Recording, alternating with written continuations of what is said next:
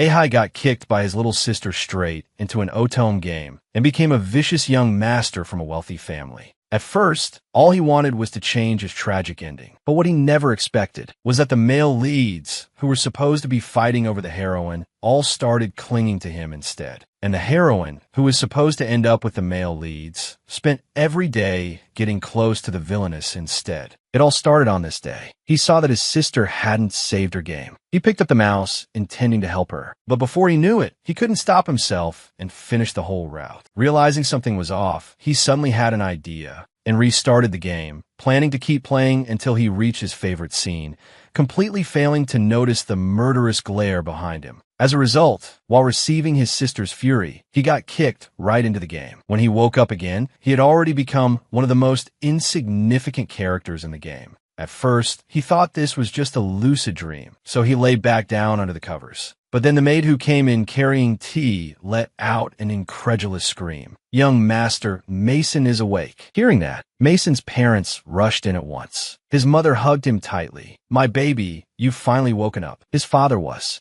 so excited that he kept saying whatever Mason needed, he would have it prepared. Right after that, his older brother walked in too. But instead, he slapped him across the face. Seeing that, his father sternly shouted at him, asking what he was doing. It turned out this older brother had always looked down on him. Faced with their father's anger, the brother didn't seem to think he'd done anything wrong. Meanwhile, the stunned protagonist looked at everyone in the room and felt utterly speechless. "Damn it, who are you people?" The room instantly fell silent. The doctor concluded that he had amnesia. His father anxiously asked when he would recover. The doctor said it varied from person to person. In the worst case, he might never recover at all. A week later, the protagonist found that he had adapted to his new life much faster than expected. He discovered that he had transmigrated into the body of his family's youngest son. Because he was born late in his parents' lives, he was especially doted on. This family also seemed quite wealthy and successful. Not only that, but even the other nobles didn't look down on them, despite them only being a baron's household. He still couldn't believe that he was now the young master of a rich family. Still, a life where he didn't have to do anything and was served by a whole crowd of maids was honestly pretty great. That was until the day his eldest sister and second sister came home after hearing about his accident. As soon as Rosie appeared, it suddenly hit him. She was Moire, the villainous character from the game. In the game, she had originally been a central figure in high society and the most likely candidate to marry the crown prince. But everything changed once the heroine arrived at school. The heroine caught the crown prince's attention and eventually won his heart, and Rosie was immediately consumed by jealousy. Her envy and hatred turned her into a true villainess, and she used all kinds of cruel methods to bully the heroine. In the end, Rosie was sentenced to death. But behind it all, there had actually been a man manipulating her the whole time, pushing her to become more and more vicious.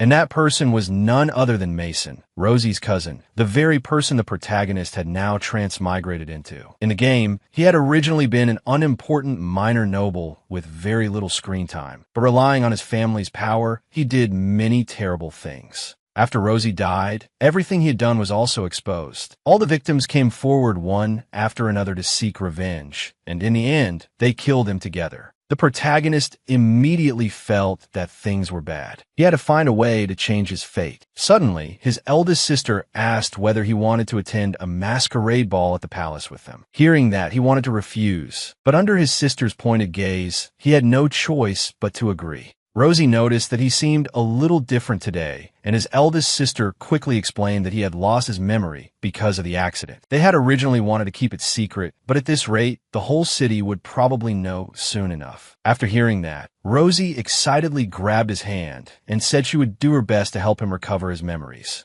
Inside, he thought, thanks, but really no need. Back in his bedroom, he thought it over carefully. He had entered this role when the character was still young, so maybe there was some reason for that. And it also meant he could change the future. He felt that first of all, he absolutely could not get involved with any of the game's important characters. Then he had to find a way back to the real world. So for the upcoming ball, he absolutely could not attend. But things never go the way you want. On the day of the event, his second sister still dragged him to the ball. He truly wanted to cry, but had no tears. And worse, because his reputation was notoriously bad, his sisters had dressed him up as a girl. They said that the person you met at the masquerade ball would be your destined one. And sure enough, he still got entangled with the male leads here, while the villainess also met the heroine. He had transmigrated into the role of an insignificant, villainous young master. Originally, all he wanted was to change his miserable ending. But what he never expected was that the male leads, who should have been surrounding the heroine, all started clinging to him in strange ways instead. At first, in order to avoid getting involved with the game's main characters, he felt that the most important thing was absolutely not attending the palace masquerade ball. Who would have thought that in his eldest sister's eyes, his attempt to save himself just looked like he had become emotionally devastated from amnesia?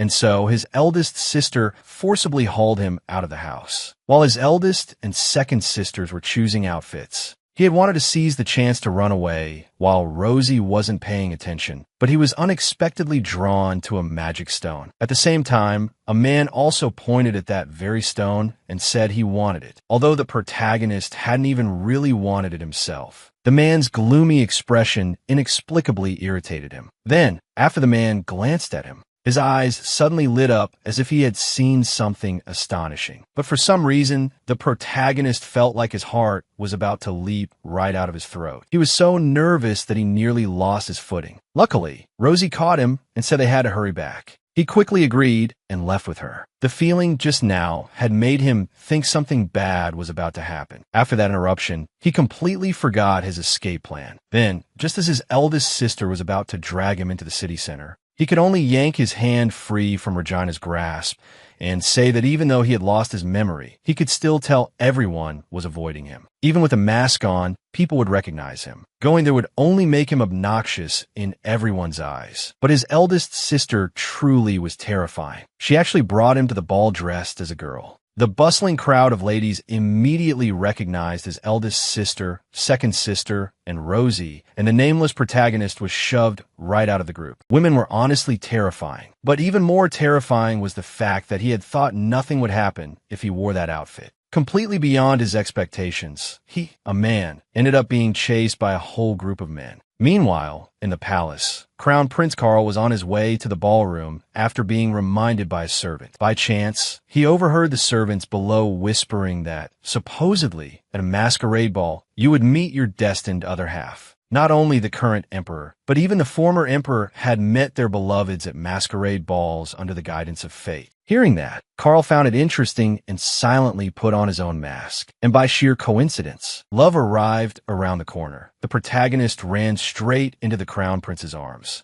and he didn't even realize that his mask had already fallen off. Instead of saying anything, he was worried the other person might be hurt. Then, when he heard the men chasing him from behind call out, he was so startled that he sprang up and bolted. He left the Crown Prince standing there looking baffled. Clearly, though, the Crown Prince hadn't recognized who he was either. Still, that fallen mask naturally stirred something in the Crown Prince's heart. A moment later, the protagonist ran into the forest and finally shook those people off. Looking at his reflection in the water, he had to admit that after dressing as a girl, even he himself was stunned by how beautiful he looked. He just hadn't expected it to be that dramatic. But before he had even been clear-headed for a full minute, another person suddenly appeared out of nowhere. At first, he thought it was one of the men who had been chasing him, but clearly this person wasn't one of them. Without saying anything, he sat down not far away from him. This made the protagonist quite irritated. Still, he felt as though the person before him looked oddly familiar. Yet no matter how long he thought about it, he couldn't remember who it was until the man suddenly spoke. "What? You don't recognize me anymore?" Looking at the way he was dressed now, he found it hard to believe. Could it really be someone who knew him? Frightened, he hurriedly turned his head away and said the man must have mistaken him for someone else. He had never seen him before.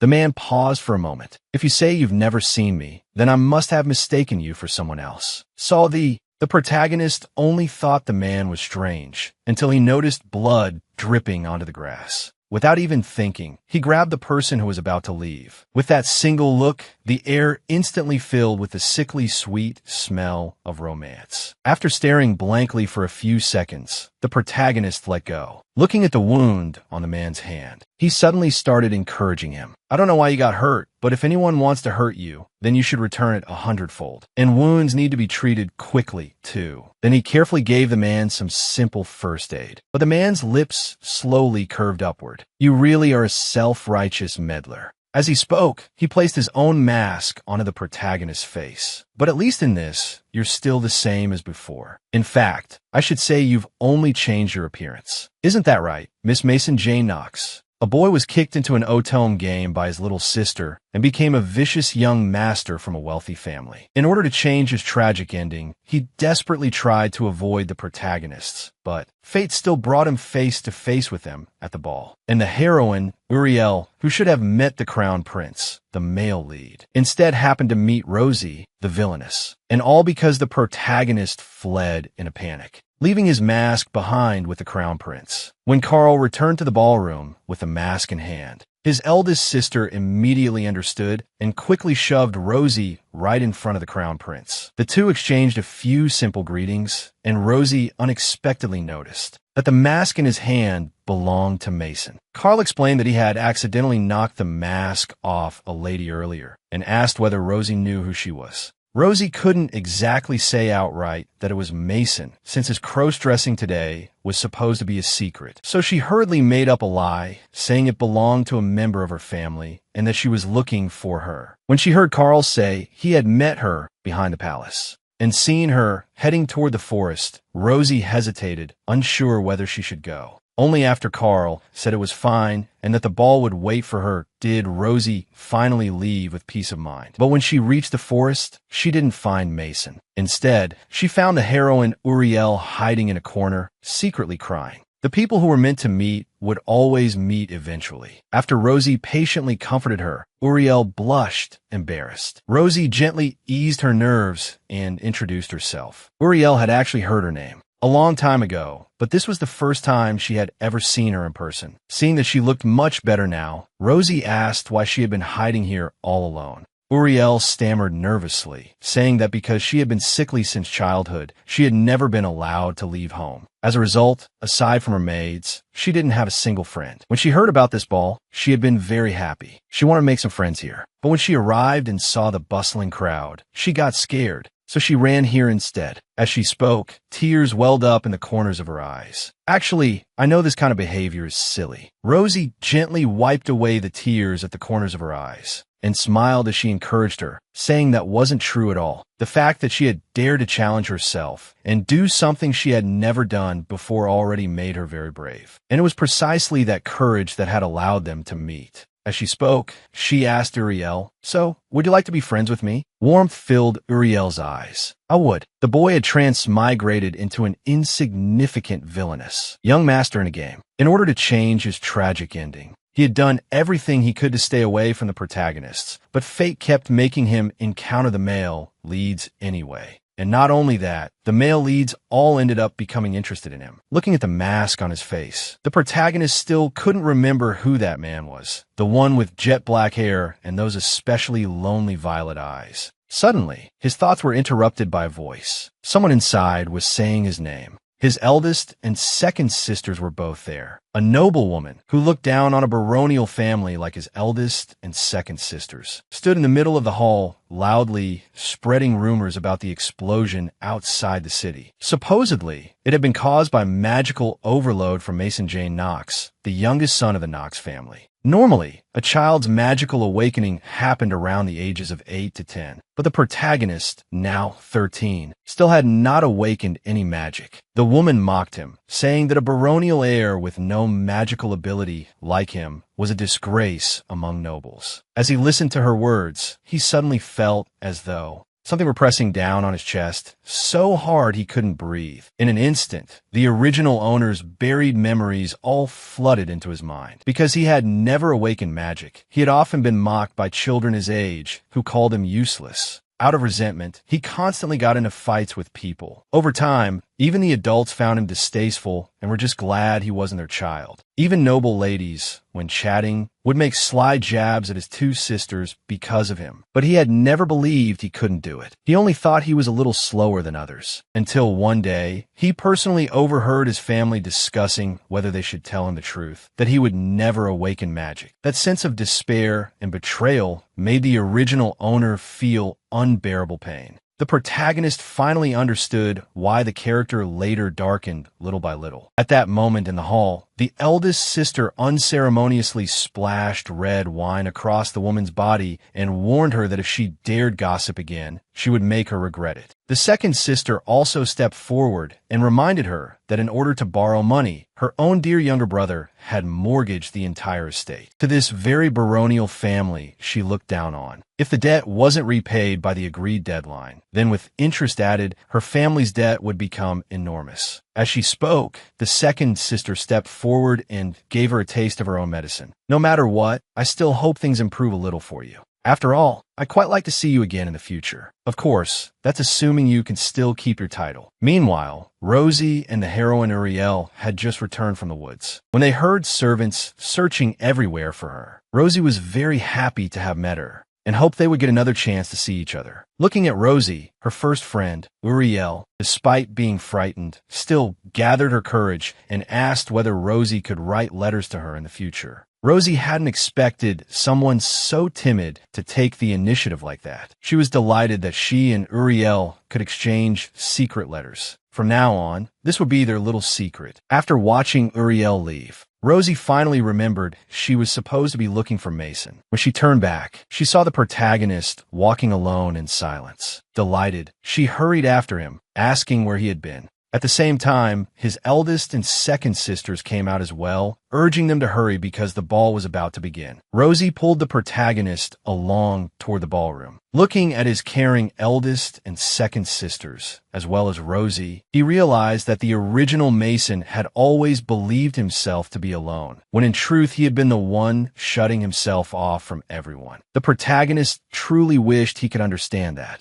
There had always been people by his side who loved him and whom he could rely on. A boy was kicked by his little sister into a game and became an insignificant villainous young master. Originally, he had only wanted to change his tragic ending, but he never imagined that the male leads, who were supposed to circle around the heroine, would all become attached to him instead. And the heroine, who was supposed to be with the male lead, ended up spending all her time around the villainess. After the masquerade ball ended, because it was said that the person you met there was your destined one, the eldest sister teasingly asked Rosie whether all she had noticed the whole night was the crown prince. Rosie blushed furiously and shook her head again and again. But if she had to talk about meeting someone, she really had met a new friend. At first glance, I thought she was a fairy. That person was incredibly cute, so pure and innocent. Seeing the bright smile on Rosie's face, the eldest sister turned to look at the protagonist, unable to hide the amusement in her eyes. Thinking of how Mason had been chased by a group of men, she said, "I'm guessing while you were running away, you had some fateful encounter too, didn't you?" The protagonist tightened his grip on the mask in his hand. Fate, but he knew perfectly well that he was in a game now. No matter how real it felt, that didn't count as fate. If anything, it felt more like a disastrous accident. What he didn't know was that at that very moment, the crown prince was holding his mask in his hand, wondering who that girl really was. And elsewhere, the baron's son kissed the bandage wrapped around his hand, murmuring his name under his breath. A few days after the ball, because his eldest and second sisters had both gone back to school, the protagonist could finally enjoy a quiet, leisurely life without anyone bothering him. But Dr. Felix came to interrupt that peace, asking whether he had remembered anything from the past. His heart skipped a beat. At the ball, he really had seen some of the original owner's unpleasant memories. It was true that he needed to figure out what was going on with this magic matter. So he straightforwardly admitted that he already knew he could not awaken magic. Felix was surprised. In truth, there was a reason he couldn't awaken magic. When he was little, he had actually been especially bright and lively, as innocent and cheerful as any other child. But when he was 6 years old, he suffered from a prolonged high fever. After he recovered, his magical power was gone along with it. Baron Knox had originally wanted to tell him once he reached the age when magic should manifest, but He had never found the right chance to bring up the subject. Even though he no longer had the ability to awaken magic, Felix told him he absolutely had to believe that his family had always loved him. They just didn't know how to express it. From what happened at the ball, the protagonist had already realized as much. He knew there were many people around him who loved him, but something still seemed off. It was as if only those with magic could enter the Magic Academy. So how had the original owner gotten in? At that point, Felix comforted him by explaining that even those who couldn't awaken magic could still use magic stones. Only then did he remember Rosie had also said that magic stones were useful things. People without magic could use them. Then everything made sense. The reason the original owner had been able to enter the Magic Academy was because he had used magic stones to cast spells and pretend that he could use magic. And since the game's plot began with enrollment, he suddenly had an idea. If he simply didn't go to school, wouldn't that let him escape his death ending? He couldn't help praising himself for being too smart. But then at that moment, an unwelcome guest, his older brother, walked in. It turned out he had deliberately come looking for Dr. Felix. Watching the two of them flaunt their closeness in front of him, the protagonist still found it hard to accept. Before leaving, his older brother sarcastically remarked that he belonged to the sort who lay in bed at home all day and didn't even know guests had come to see him. Damn it, how was that bad at expressing himself? He was obviously just a jerk. When he arrived at the reception room, he was wondering who it could be. All he wanted was not to get dragged into any trouble. But when he opened the door, the person inside was Rosie. As soon as she saw him come in, panic was written all over her face. That's right, what should I do? You have to help me. He had transmigrated into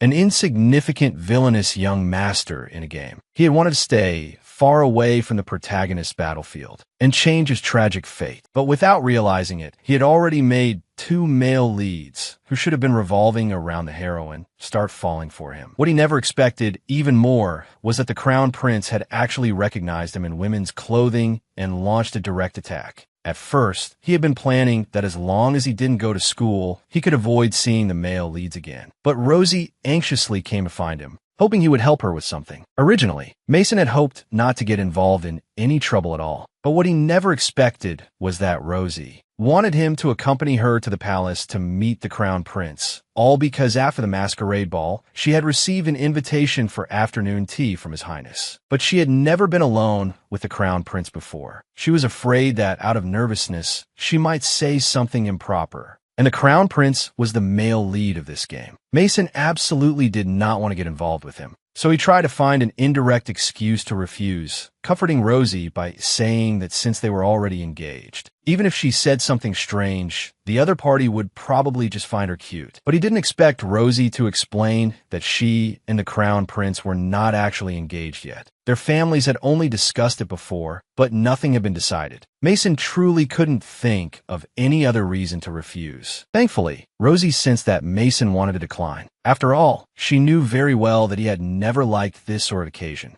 So she forced a smile and stopped trying to pressure him. Originally, Mason let out a sigh of relief, thinking he had successfully stood firm. But looking at Rosie's crestfallen expression, he suddenly thought of his little sister back in the real world. She had always clung to him too, begging him to take her out to play. If he refused, she would burst into tears, and every time her little face cried itself red with grievance, he would eventually give in. Rosie was his cousin in this world, after all. He couldn't bear to see her so disappointed. Besides, he figured it was just a simple visit. Surely nothing would happen. However, on the day of the appointment, when he and Rosie arrived at the palace, although he looked calm and composed on the outside, inwardly he was panicking like crazy. That was because at breakfast, when his parents heard he was going to the palace, the two of them were struck dumb. Afterward, the whole residence was thrown into chaos, preparing him to enter the palace. And they repeatedly warned him not to cause any trouble again. He had already planned that once he got there, he would just find a quiet corner and stay there. But after entering the room, he still couldn't help glancing at His Highness the Crown Prince. That dazzling aura really did suit a male lead. But he didn't recognize that this was the very person whose arms he had crashed into that day. Rosie introduced him as the cousin she had mentioned in her earlier letter. The moment she said that, the Crown Prince's pupils visibly trembled. He recognized at a glance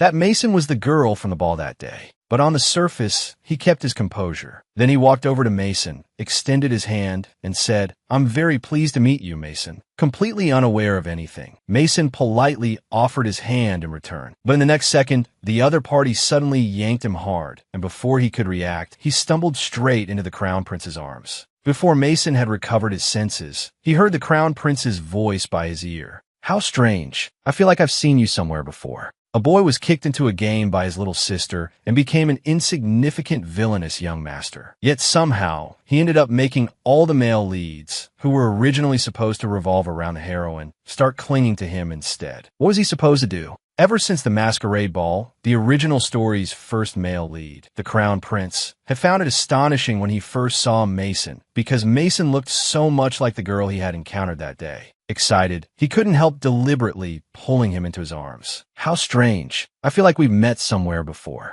Mason, meanwhile, had no idea that the person in front of him was the same one he had crashed into that day. Completely bewildered, he even thought the Crown Prince was deliberately teasing him. Pulling back his hand, he said that this was his first time meeting His Highness. A flicker of disappointment clearly passed through Carl's eyes. After apologizing, he had no choice but to let him go. Seeing that the Crown Prince didn't continue pressing the issue, Mason finally let out a sigh of relief, because he really did not want to have anything to do with the main characters. But what he never expected was that after he had only just sat down and exchanged a few words, the Crown Prince actually took out the mask he had lost that day. "All right, I just realized I seem to have forgotten to return the item your cousin dropped that day." Mason nearly gave himself away on the spot. He couldn't understand why his mask was with the Crown Prince. Thinking back, he had lost his mask only after colliding with someone that day. Suddenly, a horrifying realization appeared in his mind. The person he had bumped into that day was the Crown Prince. Realizing the situation was bad, Rosie quickly stepped in. "Thanks to your highness, I was able to find my cousin." Just then, Carl set down his teacup,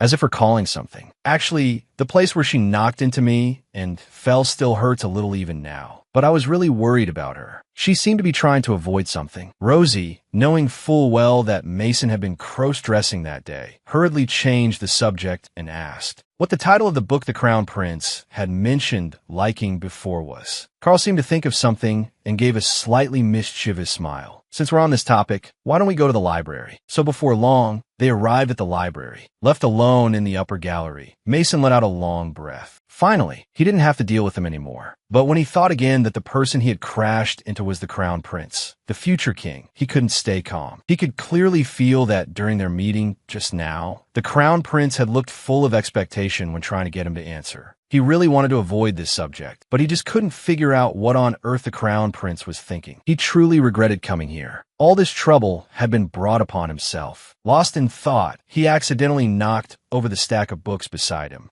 One especially old book caught his attention. When he opened it, he found that it was a storybook. It was said that long ago, in a certain kingdom, there lived a very young and capable king. Although he was deeply loved by his people, he was very lonely. So his servants arranged a masquerade for their king, hoping he could find a companion. People from every social class would attend the ball wearing masks in search of their one true love. On the day of the ball, when he accidentally wandered to a moonlit lakeside shimmering with light, he met a mysterious being there. Their hair looked as though it had been woven from moonlight, and their eyes were so clear it seemed as if they could see through everything. Their body also radiated a mysterious energy. In fact, they were one of the gods of fate, a being who decided human destinies. Out of curiosity about why the human world glittered every night, they had come here. In the end, they fell in love with the king, but their happiness did not last long. The goddess's secret meetings with a human were discovered by her siblings. They were furious because gods of fate determined human destiny and were strictly forbidden from falling in love with them. Carl, who had been watching everything, suddenly asked Mason, "If the stone of destiny really exists, what would you ask of it?" The Crown Prince looked at him with a bright smile in his eyes. Mason was caught off guard for a moment. But if the stone of destiny really did exist, Mason lowered his eyes. "What I want most is to return to where I'm supposed to be." Hearing that, Carl reached out, wanting to ask what he meant. But he was interrupted by Rosie, who suddenly walked over, flusteredly explaining that she had gotten so absorbed in reading that she had lost track of time. Mason immediately strode toward her, leaving Carl standing there in stunned confusion.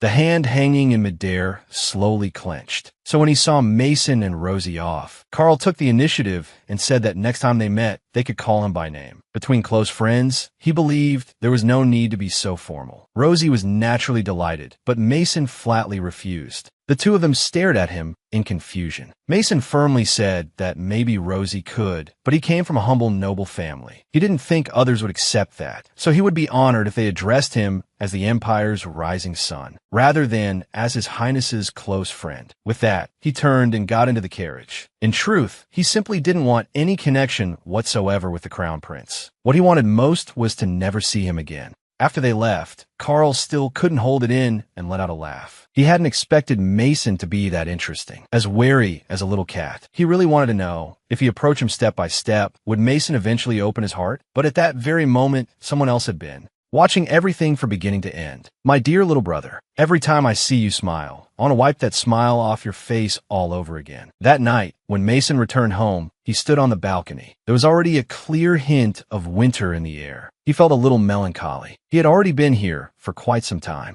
He remembered that in the game, the Stone of Destiny had never appeared. Yet in this world, it existed in a single book. That meant this rare item must exist somewhere special. As long as he found it, he could return to his original world. So his next task was to find the Stone of Destiny. But as the days passed, this morning the entire estate was in chaos from the crack of dawn. The butler came into Mason's room with a headache, urging him to get up. Young master, I told you before, today is your 17th birthday. It's a very important day. As the butler yanked away the blanket covering him, the person before him was no longer a child, but the already youthful-looking Mason. After transmigrating into an Otome game, he had become an insignificant, vicious young master. Originally, he had only wanted to find the Stone of Destiny and return to the real world. But he never expected that the Crown Prince, who should have been circling around the heroine, would end up clinging to him instead. Ever since that afternoon tea 4 years ago, the Crown Prince would summon him to the palace from time to time. Even if he refused, the Crown Prince would personally come to the estate to see him. Because of that, the three of them, including Rosie, often met up. At the same time, he was also trying hard to find the Stone of Destiny.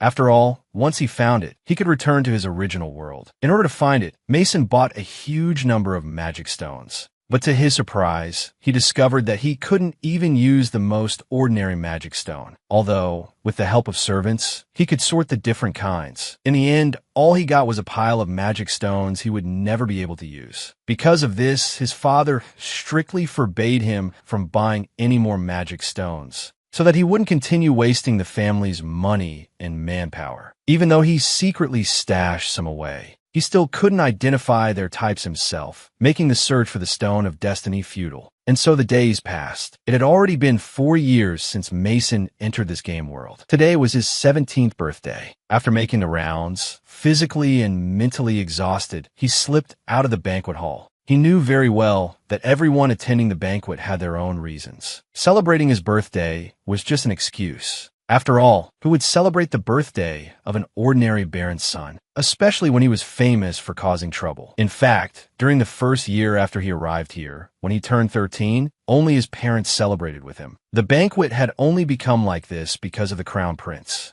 Back when he turned 13, he hadn't invited the Crown Prince, and Carl had been very angry. Ever since then, every year Mason had no choice but to send him an invitation out of courtesy. And every single time, the Crown Prince showed up. Over time, this little birthday banquet snowballed into the event it was now. Mason felt utterly drained. Not a single thing was going the way he wanted. He was honestly afraid he'd be trapped in this game until the day he died. Just as he was wallowing in his thoughts, the Crown Prince walked over and leaned in, concerned, wanting him to put down the wine in his hand. You're still underage. What if you get drunk? After all, you're always so careless. Mason sneered inwardly. I'm actually older than you, okay? He impatiently shoved Carl away. Adulthood is only a few months away. Please stop treating me like a child. Carl looked thoughtful, as if something had occurred to him. True, you won't be a minor for much longer. Then Carl suddenly realized Mason was now old enough to attend the academy. He immediately invited him enthusiastically to join the same academy he and Rosie attended. But Mason refused outright. He had no intention of studying there. After all, he couldn't get into the academy at all because he had no magic. Carl said, "But 4 years ago, didn't you experience a magic overload once?" Mason explained that it had been a misunderstanding. He had only happened to get caught up in that incident. He wasn't the one who caused the magic overload. Hearing that, Carl looked disappointed. He hadn't expected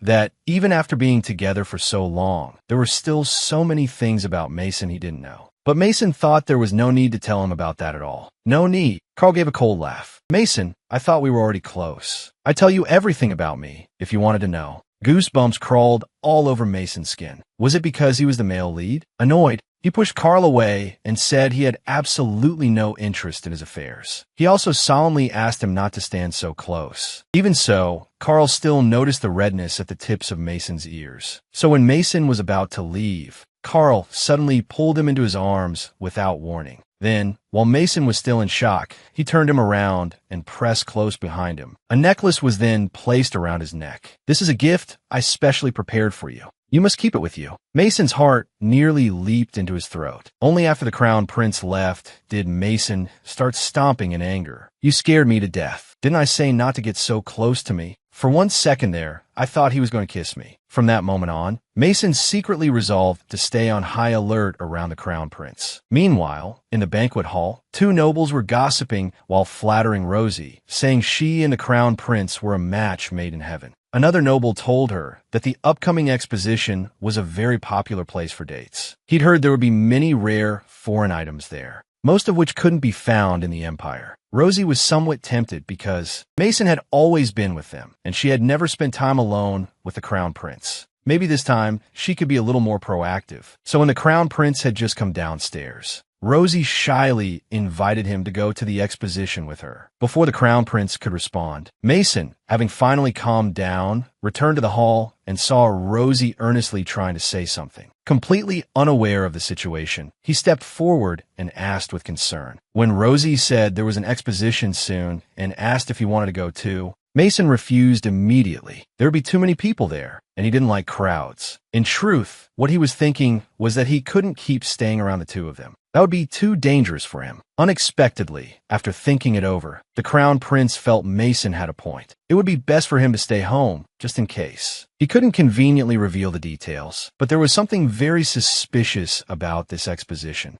To avoid causing panic and chaos during the event, an investigation was currently being conducted in secret. After the banquet ended, Mason lay comfortably on his bed. At least another birthday had passed peacefully without any trouble. Then he heard a crow cawing outside the window. Ever since he'd transmigrated here, this little fellow had come unfailingly on each of his birthdays. Each time it left some mysterious gift. At first, it had only been wildflowers. The second year, he got the feet and claws of some demonic creature. After that, the gifts grew stranger with each passing year. Mason had even made some money by selling them off. Full of anticipation, he opened the gift box, only to discover that this time it was empty. Although he didn't know who the crow's owner was, he was certain that person had to be a weirdo. What he didn't know was that the person was secretly watching him, holding a magic-infused necklace identical to the one Mason was wearing. Who would have thought the second male lead was such a black-bellied type, so domineering when jealous? After seeing the crown prince give Mason a necklace and Mason actually wear it, he became jealous, took back the necklace he had originally intended to give Mason, and crushed it in a fit of anger. All that was left for Mason was an empty box, leaving him stunned. "Crow, your owner is definitely a weirdo." Unbeknownst to him,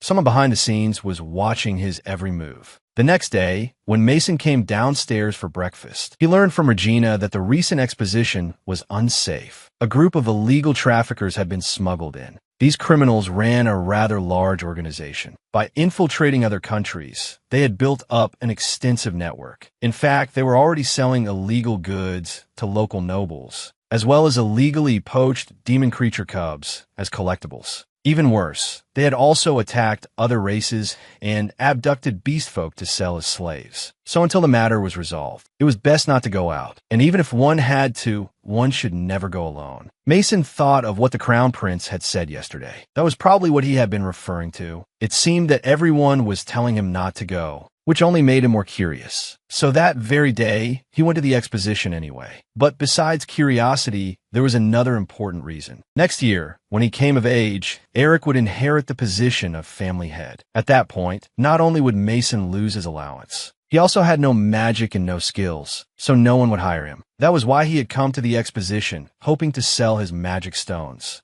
But he hadn't expected to run into Regina there. Left with no choice, he put on a robe to disguise himself. By the time he had sold the stones, it was already evening. Only then did he suddenly remember that he had forgotten to appraise the magic stone he had with him, the one the Crown Prince had given him. He had no idea how much it might be worth. Originally, he had planned to find a place to get it appraised on the way home. But instead, he noticed several suspicious-looking people. Realizing something was wrong, he thought he'd better leave at once. But the moment he turned around, a burly, fierce-looking man was already standing in front of him. Soon after, Mason was taken straight to their underground hideout. Because Mason had such a pretty face, they had originally intended to sell him at a high price for others' pleasure. But Mason spat right in the man's face. As a result, he got beaten badly along the way, and was then carelessly thrown into a cell. At the same time, back at the palace, the Knight Commander reported that they had found the traffickers' hideout. The Crown Prince immediately ordered them to make the safe rescue of the imprisoned beast folk, and the poached demon creatures their top priority. However, if they found any nobles mixed in with the criminals at the scene, and those nobles resisted or fought back, they could be killed on the spot. Mason shook himself awake and sat up. Only then did he notice that in the pitch-black cell, a pair of wolf-like eyes was staring at him. When he looked closer, it turned out to be a person. Just as he was worrying over the wounds all over the man's body, the man suddenly lunged at him like a beast. At that critical moment, Mason noticed a dagger Regina had given him. Luckily, he had brought it, as long as he could grab the hilt and cut the ropes binding his hands. But before he could, the man was already right in front of him. The man pinned him against the wall, leaving him unable to move. After staring intently at his face for a few seconds, he suddenly licked at Mason's neck. Then he bit down directly, and even after that, he greedily sucked at the blood that flowed out. Mason tried to kick him away, seizing the chance, but the man merely lifted his head and looked at him with a teasing expression. Meanwhile, elsewhere in the underground hideout, a figure in black was secretly searching through something. Hearing the traffickers' voices, he immediately hid.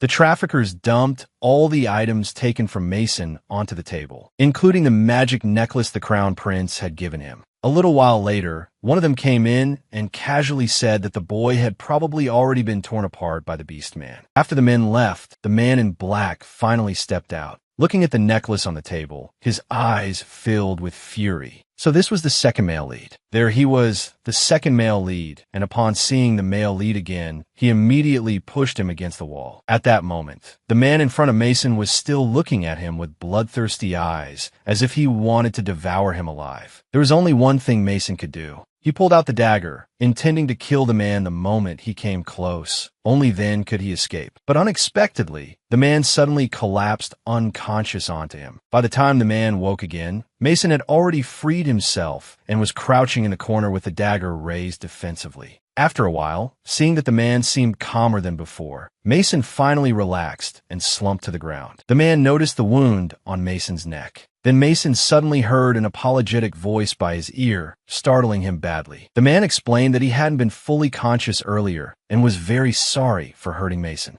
It turned out he was a werewolf, and because that day happened to be the night of the full moon, he had lost control. Originally, he and his people had lived happily in a remote village. Cedric's greatest dream was to protect the rest of his tribe and become the next chief. But his younger sister, Shay, felt that the bloodline of the wolf ancestors was no longer so strong now. She longed to see the outside world. Cedric still insisted that they could not mix with humans. After all, humans still saw werewolves like them as dangerous. And because they were a rare species, they were always at risk of being targeted by slave traders. That day, as usual, he had gone into the forest to clear his head. It was the farthest place he was ever allowed to go. But when he returned, the village had already been attacked. Hearing his sister cry for help, Cedric charged forward without thinking. not noticing that someone behind him had already seized the chance to strike him from behind. Although he eventually unleashed his wolf nature to fight back. After being shot through the body, he still lost consciousness helplessly. After hearing everything, Mason asked where the others had gone.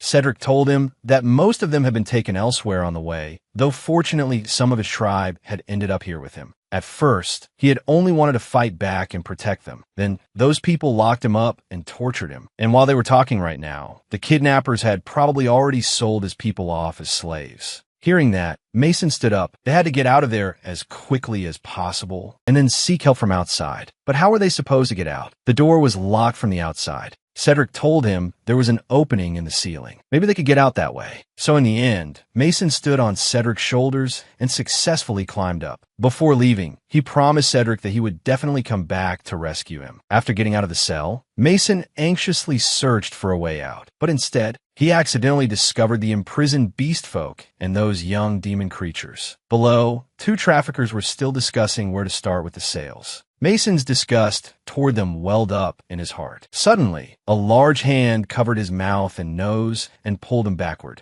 The two traffickers who heard the noise looked over, but there was nothing there. In the end, they assumed it was just a sound made by the imprisoned beast folk. At that moment, Mason was being held against the wall, his mouth covered by the second male lead. Only after the two men left did he let Mason go. Mason quickly retreated a few steps and asked warily who he was and why he was helping him. The other man said nothing, but his gaze fell on a bite mark at Mason's neck. His expression darkened at once. "What are you doing here? Hasn't anyone ever told you not to sneak around dangerous places?" Mason froze in confusion, completely unable to understand what the man was thinking. Then the man slowly stepped closer and backed Mason against the wall. "It seems you still haven't listened to other people's advice. Look what happened when you came here. You even got bitten by a wild dog." The second male lead had finally made his move. "Don't worry. What I've always wanted is only you." The scene before them was one of forceful intimacy. Seeing the bite mark on the male lead's neck, the second male lead, Duke, was both worried and angry. This is what happens when you don't behave. "Look, you got bitten by a dog." The pressure at his fingertips made Mason very uncomfortable. Furious, he shoved him away. "Who exactly are you? Why are you talking about me as if you know everything about me?" A trace of amusement flashed through Duke's eyes. "Let's talk about that later. Right now, other than me, no one can help you get out of here." Mason had no idea what he meant. Just then, the voices of the knights could be heard. Only then did Mason realize that this was the same place Regina had mentioned that morning. Duke told Mason that even with the night order here, things would not be so easy to resolve. Mason pressed his lips together. "Then how am I supposed to trust you? The fact that you know who I am is suspicious enough. For all I know, you may have ulterior motives." Duke smiled faintly. "So you're not stupid after all. Fine, I'll help you leave this place. But in exchange, I want you to do me a favor." "How about it? Isn't that simpler than you imagined?" Before Mason could think further, the whole building began to shake. It turned out Regina had led the knights in and successfully captured one of the traffickers. But while they were speaking, the trafficker hurled an explosive magic stone. Duke frowned. "Looks like someone detonated a bomb. They must be trying to destroy the evidence. We'd better leave before the building collapses. As for those imprisoned beast folk, if they're lucky, the knights will save them. Otherwise, they can only wait to be crushed to death." Thinking of Cedric's hopeful eyes before he left, Mason, even though he still had no idea how he could possibly help Duke, had no choice but to agree to his condition. At the same time, Regina cast a protective spell, which shielded them from the blast of the explosive magic stone. She ordered the knights to complete all rescue operations before the building collapsed. Not long after, the imprisoned beast folk were already being rescued by Duke and Mason. Regina found it suspicious. Even the explosion didn't explain how all the beast folk had managed to break out of their cages at once. There was only one explanation. Besides them, someone else was here. But for now, the priority was getting everyone out safely. Meanwhile, Mason led Duke to the cell where Cedric was imprisoned. Since Duke had been the one unlocking the other cells to release the beast folk, Mason immediately urged him to open this one as well. But Duke told him that the core of this lock was set with a special magic stone, and he couldn't open it. "Maybe you can try." At first, Mason absolutely didn't believe him. If Duke couldn't open it, how could someone with no magic, possibly do it? But the moment he touched the lock, the door opened on its own. Mason froze, utterly unable to believe he had actually succeeded. Duke seemed to confirm that his instinct had been right. Mason wasn't without magic at all. He simply had a special trait. He could neutralize all magic power. Hearing that, Mason was confused. He didn't think the original Mason had possessed such a constitution. Most likely, after he possessed this body, something had changed. Seeing that Mason had really come back to save him, Cedric was deeply grateful. The three of them left the cell and retreated outward. Unexpectedly, they ended up on a rooftop. Duke calmly explained that when a building is collapsing, taking a route downward is extremely dangerous. Mason exploded. It's this high. What? Are we supposed to bungee jump down? I'm just an ordinary person. I'm not like you two. I can't do that. I'd rather be crushed to death. The two men looked at each other. What's bungee jumping? At that moment, the voices of the knights came from outside. Mason jumped in alarm. Commander, I hear something on the roof. Mason panicked. If Regina found him there, he was definitely going to get beaten. Cedric noticed his panic and suggested they jump now. He would stay behind to buy them time. The moment he heard jump, every inch of Mason's skin screamed that he refused. But the very next second, Duke lifted him into his arms and sternly warned him, if you don't want to fall on the way down, don't move. Before they left, Cedric stopped them and asked for Mason's name. Thinking it probably wasn't a problem, Mason told him. But to his surprise, the next second Cedric took Mason's hand and lightly kissed it. Mason, I will never forget what you did for me today. If we meet again, I swear. Before he could finish, Duke changed his grip and pulled Mason tightly into his arms. His blazing gaze was full of warning. Then, holding Mason, he walked straight to the edge of the roof and jumped without even giving Mason time to prepare. So when Regina reached the roof, only Cedric was left standing there. When asked where the people who had helped them escape had gone, Cedric said he didn't know. By the time he came out, they had already disappeared. In the end, Regina activated a teleportation array and led everyone out of the ruins. Meanwhile, with Duke's help, Mason was practically flying over rooftops and walls. A little later, when Mason looked down, he saw his own home below. Standing on the balcony of his bedroom, he was still in shock. How did Duke know where he lived? Had they met before? Duke told him this wasn't their first meeting. But before that, he said, I already promised to get you home safely. We had a deal. You promised you'd do something for me. Mason was not someone who broke his word. He promised that if it was within his power, he would help. But he wouldn't do anything involving money or anything that would put his life in danger. Duke chuckled and pinned Mason against the wall. Don't worry. What I want is only you. There it was, the second male lead. The grand three-way showdown between the second male lead, the male lead, and the protagonist was beginning. Who would win his favor? At this moment, Duke, the second male lead, made his move strongly. Mason, the only thing I've ever wanted is you. Mason was completely dumbfounded. What do you mean you want me for? Only after Duke clearly explained that what he needed was Mason's ability did Mason finally breathe a sigh of relief. But in the very next second,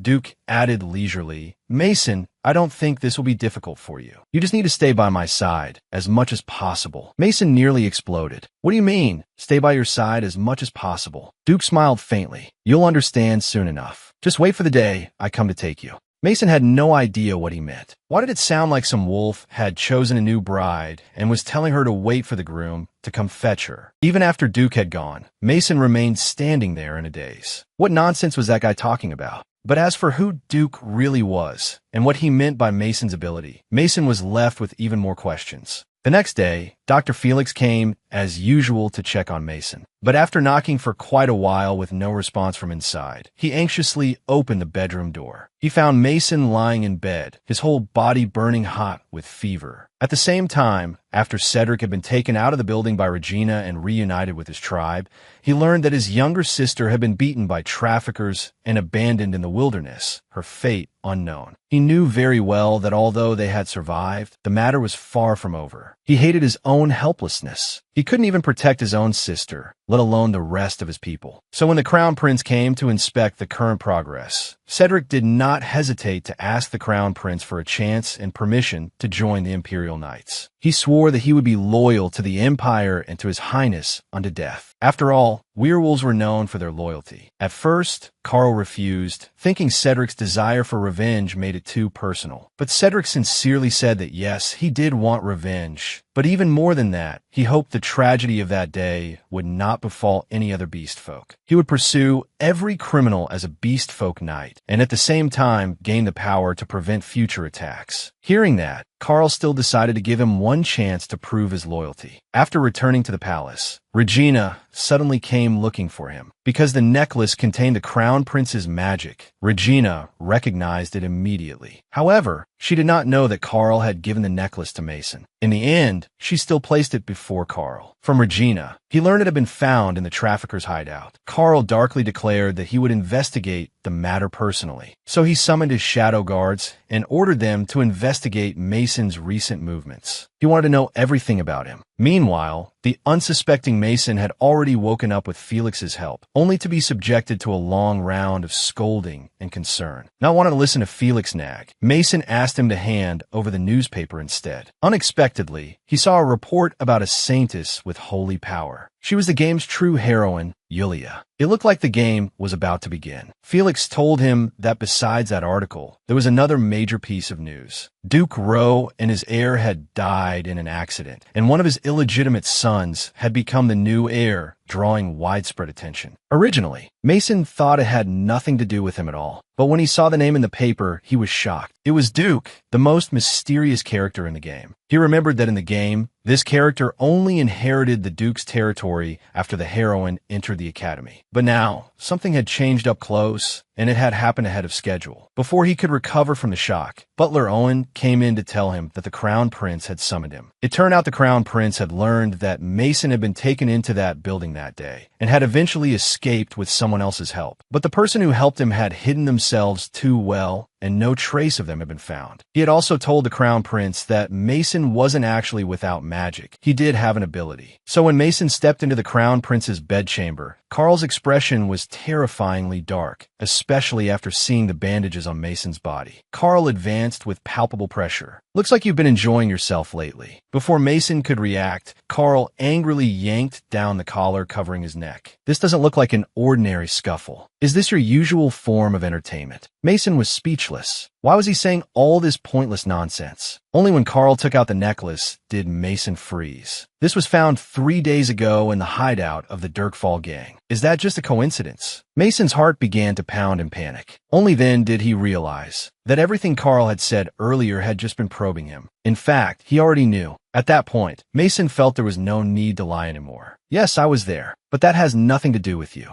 And I don't think I should have been treated so roughly just now." At that, Carl grew even angrier. "That place was dangerous. I was worried about you." Mason got angry too. He didn't think Carl was worried about him at all. He was obsessed. Otherwise, why would he befriend someone like him, the fallen son of a baron's family? But he didn't want to talk about any of that now. With that, Mason turned to leave, but Carl grabbed him hard once more. No matter how angrily Mason told him to let go, Carl didn't move an inch. And just as the two were struggling, the doors slowly opened from outside. He already made himself very clear. You should let him go. A full three-way confrontation had begun. Duke forcefully pulled the male lead over to his side. "He's mine." Mason was stunned. What the hell? Naturally, he did not recognize that the person before him was the black-clad man who had helped him escape from the trafficker's hideout. Only when Duke's gentle voice reached his ear did he say, "Didn't I tell you I'd come to take you soon?" Mason practically lost his memory on the spot. But before he could speak, Carl was already furious. "Duke, what are you doing? This is rude. I suggest you let him go right now." But Duke didn't move at all. The possessiveness in his eyes was utterly undisguised. "How I treat him isn't important. What matters is that he belongs to me." Carl was furious and could only turn to ask Mason if it was true. Caught off guard, Mason felt completely unsettled. Seeing that, Duke stroked the wound at Mason's neck and said, "I think this already explains it. So from now on, I'll handle everything related to him. You only need to inform me. There's no need to summon him into the palace anymore. From now on, anything involving Mason is my concern." With that, he took Mason and left the Crown Prince's chambers. Carl could only watch helplessly as Mason was taken away, fury surging from his eyes. Why did it have to be him? I can't let him take Mason away. I have to get Mason away from there. The sound of knuckles cracking echoed in the air. He remembered what Mason had said just now, that he wasn't worried, but obsessed. Carl himself didn't know why, but he simply could not tolerate Mason being with someone else. nor could he tolerate Mason keeping other secrets from him. And the fact that Mason didn't care about his feelings at all made him furious. But then he realized this feeling didn't seem to be obsession. Only then did it hit him that perhaps he had fallen in love with Mason. Not long after they walked out, Mason angrily shook Duke off and asked if he was really the man from that incident. Duke stayed perfectly calm. "If you don't believe me, I can hold you in my arms again. I don't mind if we try one more time." Mason was furious, so it really was him. He had actually gotten involved with someone he never should have mixed with. "Maybe I can change your mind. I don't know why you'd want me, but I'm more useless than you think." But in the face of Mason's self-mockery, Duke didn't care at all. "You don't have to do anything. You just have to stay by my side, and I'll provide you with a comfortable place to live, good treatment, and plenty of money to spend. The conditions are far better than what you have now, so stop complaining." Although Mason thought that did sound pretty good, the problem was that this man was impossible. After all, he was also one of the protagonists in the game. If he stayed by his side, he had no idea when he might lose his life. Seeing Mason say nothing, Duke smiled in amusement. "Fine, I won't force you, but if you don't keep your promise, you'll have to pay the price." The boy who was kicked into an Otelm game by his younger sister only wanted to stay far away from the protagonists, but instead, the male leads who were originally supposed to revolve around the heroine all began clinging to him. Ever since Duke's warning, Mason knew he'd better keep his promise. Otherwise, he'd have to pay the proper price.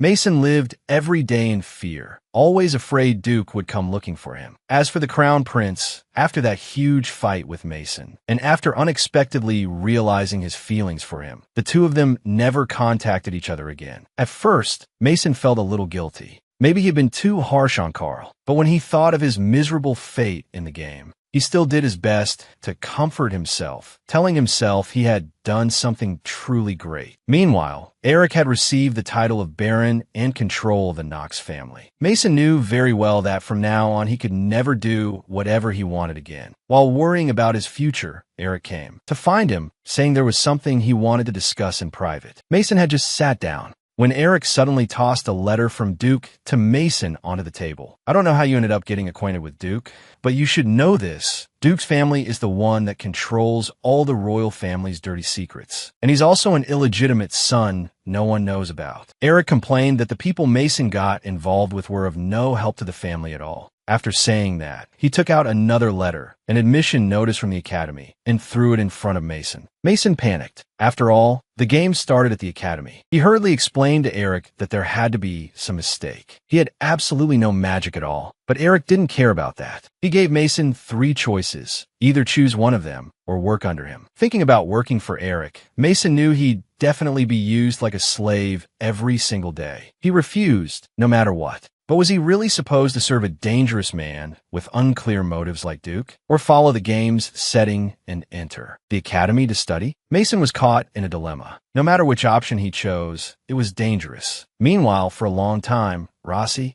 had actually been exchanging letters with Uriel. Hearing that Rossi had recently fallen ill, Uriel specially wrote her a letter of concern, saying she was looking forward to meeting her at the academy. She also specifically mentioned that she wanted to introduce a very special maid to her. And so, the day school finally started at the academy arrived. Uriel held Rossi's reply in her hands, her heart full of anticipation. Suddenly, she noticed the maid beside her using a curling iron on her hair. The maid told her it was a tool for curling hair. "Why can't girls pay attention to their bangs?" Uriel laughed. "Aunt Shwe, you're always so interesting." Yes, she was the very same younger sister from the real world who had kicked Mason into this Otelm game. This was bad. The original male lead and female lead of the game had met, and the villainess was there too. Mason panicked. Wasn't this basically the moment his death flag drew near? But why did the plot feel a little off? Why had the heroine thrown herself into the villainess's arms? Wasn't she supposed to throw herself into the Crown Prince male lead's arms? At first, when Mason had to choose between going to the Magic Academy or going to Duke's side, he had been torn. No matter which choice he made, it would be dangerous. But compared to staying every second beside a dangerous man with unclear motives, never knowing when he might die, he had no choice but to come to the Magic Academy, the place where the game began.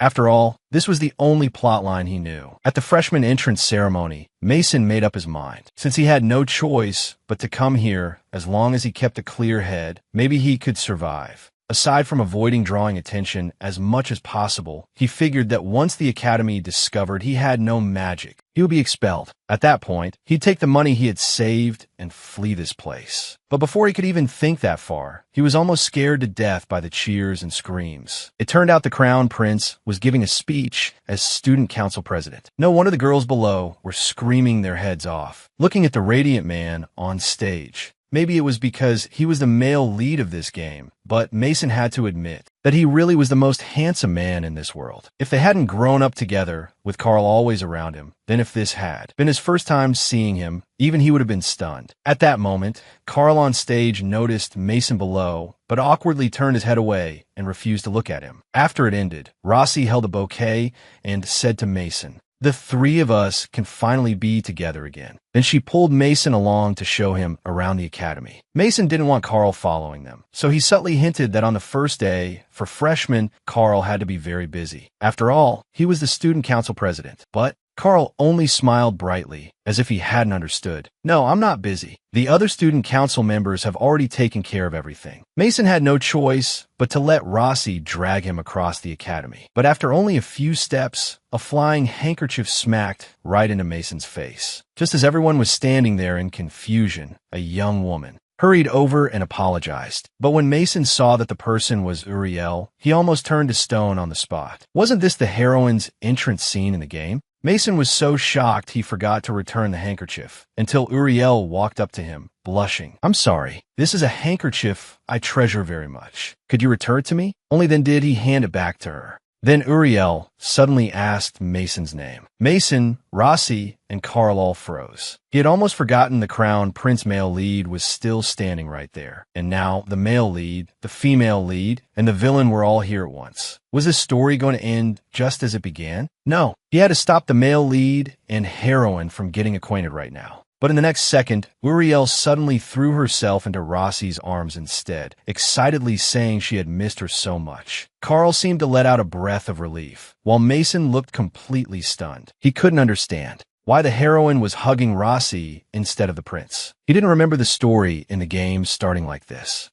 Rossi, how do you know the heroine? I mean, do you know her?" Only then did Uriel reluctantly let go. She gave Mason a curtsy, apologized for her rudeness, and briefly introduced herself. Mason felt awkward, but as soon as he introduced himself, Uriel excitedly grabbed his hand. "So you're Mason. Rossi has told me so much about you. I was in such a panic just now. I didn't expect you and Miss Rossi to really look so alike." Uriel's lively personality left Mason completely baffled. He didn't remember the Uriel in the game being like this. Just as Uriel kept chattering on and on, still about to say more, Carl walked over, unable to stay calm. "You must be the lady who possesses the power of the Saintess. It's a pleasure to see you at the academy." The black-bellied Duke was about to punish the male lead. He had secretly sent people to investigate Mason. Mason had run away from his side and entered the Magic Academy, although he found Mason's protest rather cute. A broken promise was still a broken promise, and he would have to pay the price. Mason had originally thought that as long as he didn't attract attention and quietly waited for the academy to discover he had no magic and expel him, then he could take his savings and flee. But he hadn't expected that on his very first day. Ever since Uriel met him, she had happily sat beside him. With the heroine's halo, Mason became the center of everyone's attention again, added to the terrible reputation he already had. Mason felt horribly uncomfortable under all those eyes. After thinking about it, he took the initiative to speak. Uriel, don't you feel uncomfortable sitting here? Maybe you should sit somewhere else. Look, there are lots of empty seats over there." But Uriel seemed not to catch his meaning at all. "No, I'm fine. Please don't worry about me." Mason felt like crying. "What I mean is that I mind, okay?" Listening to the unkind whispers from the students behind him, all worrying that Mason might bully Uriel, yet not daring to come forward because of his bad reputation. Mason chose to leave Uriel instead and went straight to sit alone in an empty corner. But as soon as he left, Uriel was surrounded by a group of students, all asking at once whether she had been hurt and whether she needed help. After all, Mason had an awful reputation. They said that recently, while drunk, he had tried to harass a lady and had even beaten someone to death. "Miss Uriel, you should be careful too.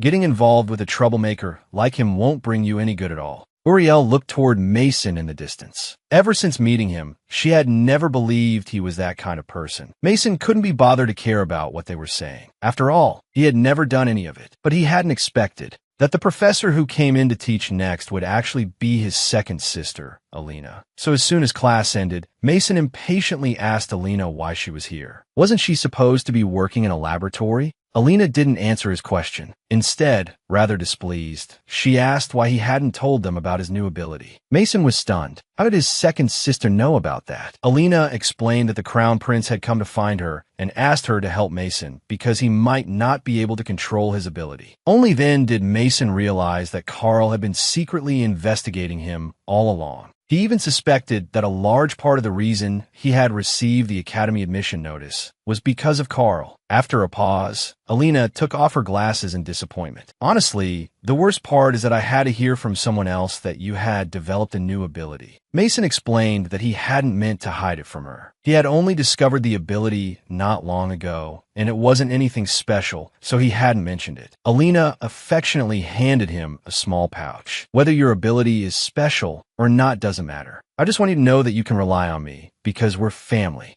Meanwhile, back at the ducal residence, Duke was staring with amused interest at letter after letter from the Academy about Mason spread across the table. So that's where you went after running away from me. Such a childish little protest is rather cute. But you have no idea you've fallen into that bastard's trap. No matter what, Mason, you'll have to pay the price for breaking your word and running away from me. The noble young master got drunk, and in his dazed state, one of the male leads took advantage of him. A week after Mason entered the Academy, aside from those irritating stares always following him around, everything in the plot had been progressing smoothly. But those rumors people were spreading, if it had been the original owner of this body, maybe he really would have done such things. But as for him, to avoid unnecessary trouble, there was no way he'd gamble like that. So where exactly had those rumors come from? As he was thinking, 3 male students stopped him and dragged him into a corner, saying they wanted to have a proper talk with him. Mason had completely forgotten who they were until the one in front sneered that they were old friends. He also said that no matter how hard Mason tried to turn over a new leaf, in the end it would all become worthless because of what came out of his mouth. Only then did Mason remember that these were the punks from the original owner's memories, the ones who used to mock him for having no magic. So they had spread those rumors in retaliation for what he had done before. Mason couldn't help laughing out loud, mocking them for the fact that their best method of revenge was to use baseless rumors that didn't even exist. That's why you got kicked in the ass back then, remember? Because you couldn't keep your mouth shut. Hearing that, the boy's face twisted with rage. He grabbed Mason by the collar and was about to swing at him. Luckily, when Mason was forcibly dragged away by them, Uriel happened to see it. Hearing that someone was coming over with a professor, the boys had no choice but to let Mason go for the moment and leave. After they left, Uriel finally came out and asked in concern whether he was all right. At first, Mason thanked her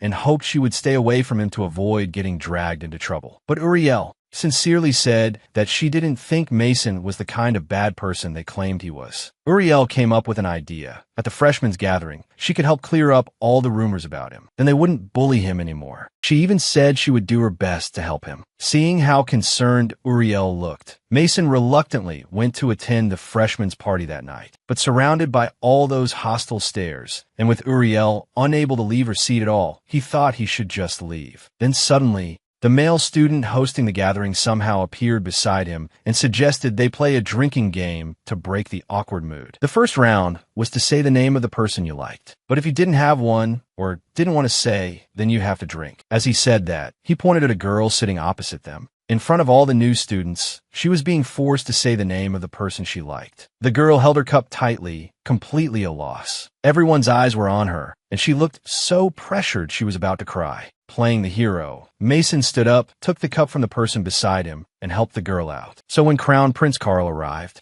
Mason was already arm in arm with the male students, drinking enthusiastically. Uriel had also drunk too much and was clinging to Rossi, refusing to let go. Looking at the cheerful flush on Mason's face and the way he was smiling so happily, Rossi said, she really hadn't seen him smile that happily in a long time. Is that so? Prince Carl said nothing, but stared fixedly at Mason. Before long, Mason couldn't hold his liquor anymore and collapsed from drinking too much. One of the male students was still about to pour him another drink. Carl walked over, unable to remain calm, and asked with a faint smile, "What exactly are you doing?" Hearing his voice, Mason groggily woke up. Carl called to him with concern, telling him to get up and saying he would take him back to the dormitory. But Mason refused, saying he could go back on his own and didn't need Carl to interfere. Before leaving, he repeatedly warned Carl not to follow him and not to have anyone investigate him anymore. Otherwise, he would never forgive him. Watching Mason walk away alone, Carl gave a helpless cold laugh. Forgive? Who exactly is forgiving whom? At that moment, Uriel asked worriedly, "Are you really going to let him go back by himself? I'm worried those people will bully him again." Over here, Mason staggered back toward the dormitory. Before long, his vision blurred and he could barely make out the people in front of him. Unfortunately, he ran into those same male students who had bullied him at noon. Seizing the opportunity, they tried to take revenge on Mason again. But Mason couldn't see who was in front of him at all, and in the end, it was easy for one of them to push him down onto the ground. Seeing how drunk Mason was, one of the boys suddenly became interested. He pinched Mason's chin and revealed an evil, amused smile. Luckily, someone suddenly walked over. When they saw who it was, the boys were too frightened to stir again. Then, still in a daze, Mason was thrown onto a large bed. Someone was sitting beside it. Feeling miserable, he tossed and turned, wanting water. But in the end, something was pressed to his lips instead. He opened his eyes hazily, but couldn't see clearly who the person in front of him was. He only felt a pair of cold hands touching him. Crown Prince Carl took the initiative to seek Mason out. He even wanted to talk to him alone. Could it be that the person who took Mason back last night was him? The next morning, Mason's eyes flew open. With the hazy memories of the previous night still lingering, he gasped in disbelief. He had never expected to dream that kind of dream. After all, in the real world, he was already in his 30s. Then he saw the large and small bite marks on his legs. He froze. He hurried to the mirror, and what he saw there forced him to admit it. Last night had not been a dream. But as for who that person had been, the infuriating part was that he truly couldn't remember at all. While he was agonizing over it, Uriel suddenly leaned in front of him. "Mason, what's wrong? I've called you several times, and you didn't hear me." Mason was so startled that he quickly covered his neck, afraid the marks there would be seen, and awkwardly said it was nothing. But his embarrassed expression still made Uriel ask whether something bad had happened between him and the Crown Prince last night. Mason froze. Why would she say that? "Because I was worried about you going back alone last night. So I told Crown Prince Carl what happened before when you were being bullied. Then the Crown Prince immediately chased after you. But he came back right away, and his face looked gloomy. So I just wondered whether something had happened between you and the Crown Prince." Hearing that, Mason panicked. He suspected the one who had taken him back last night was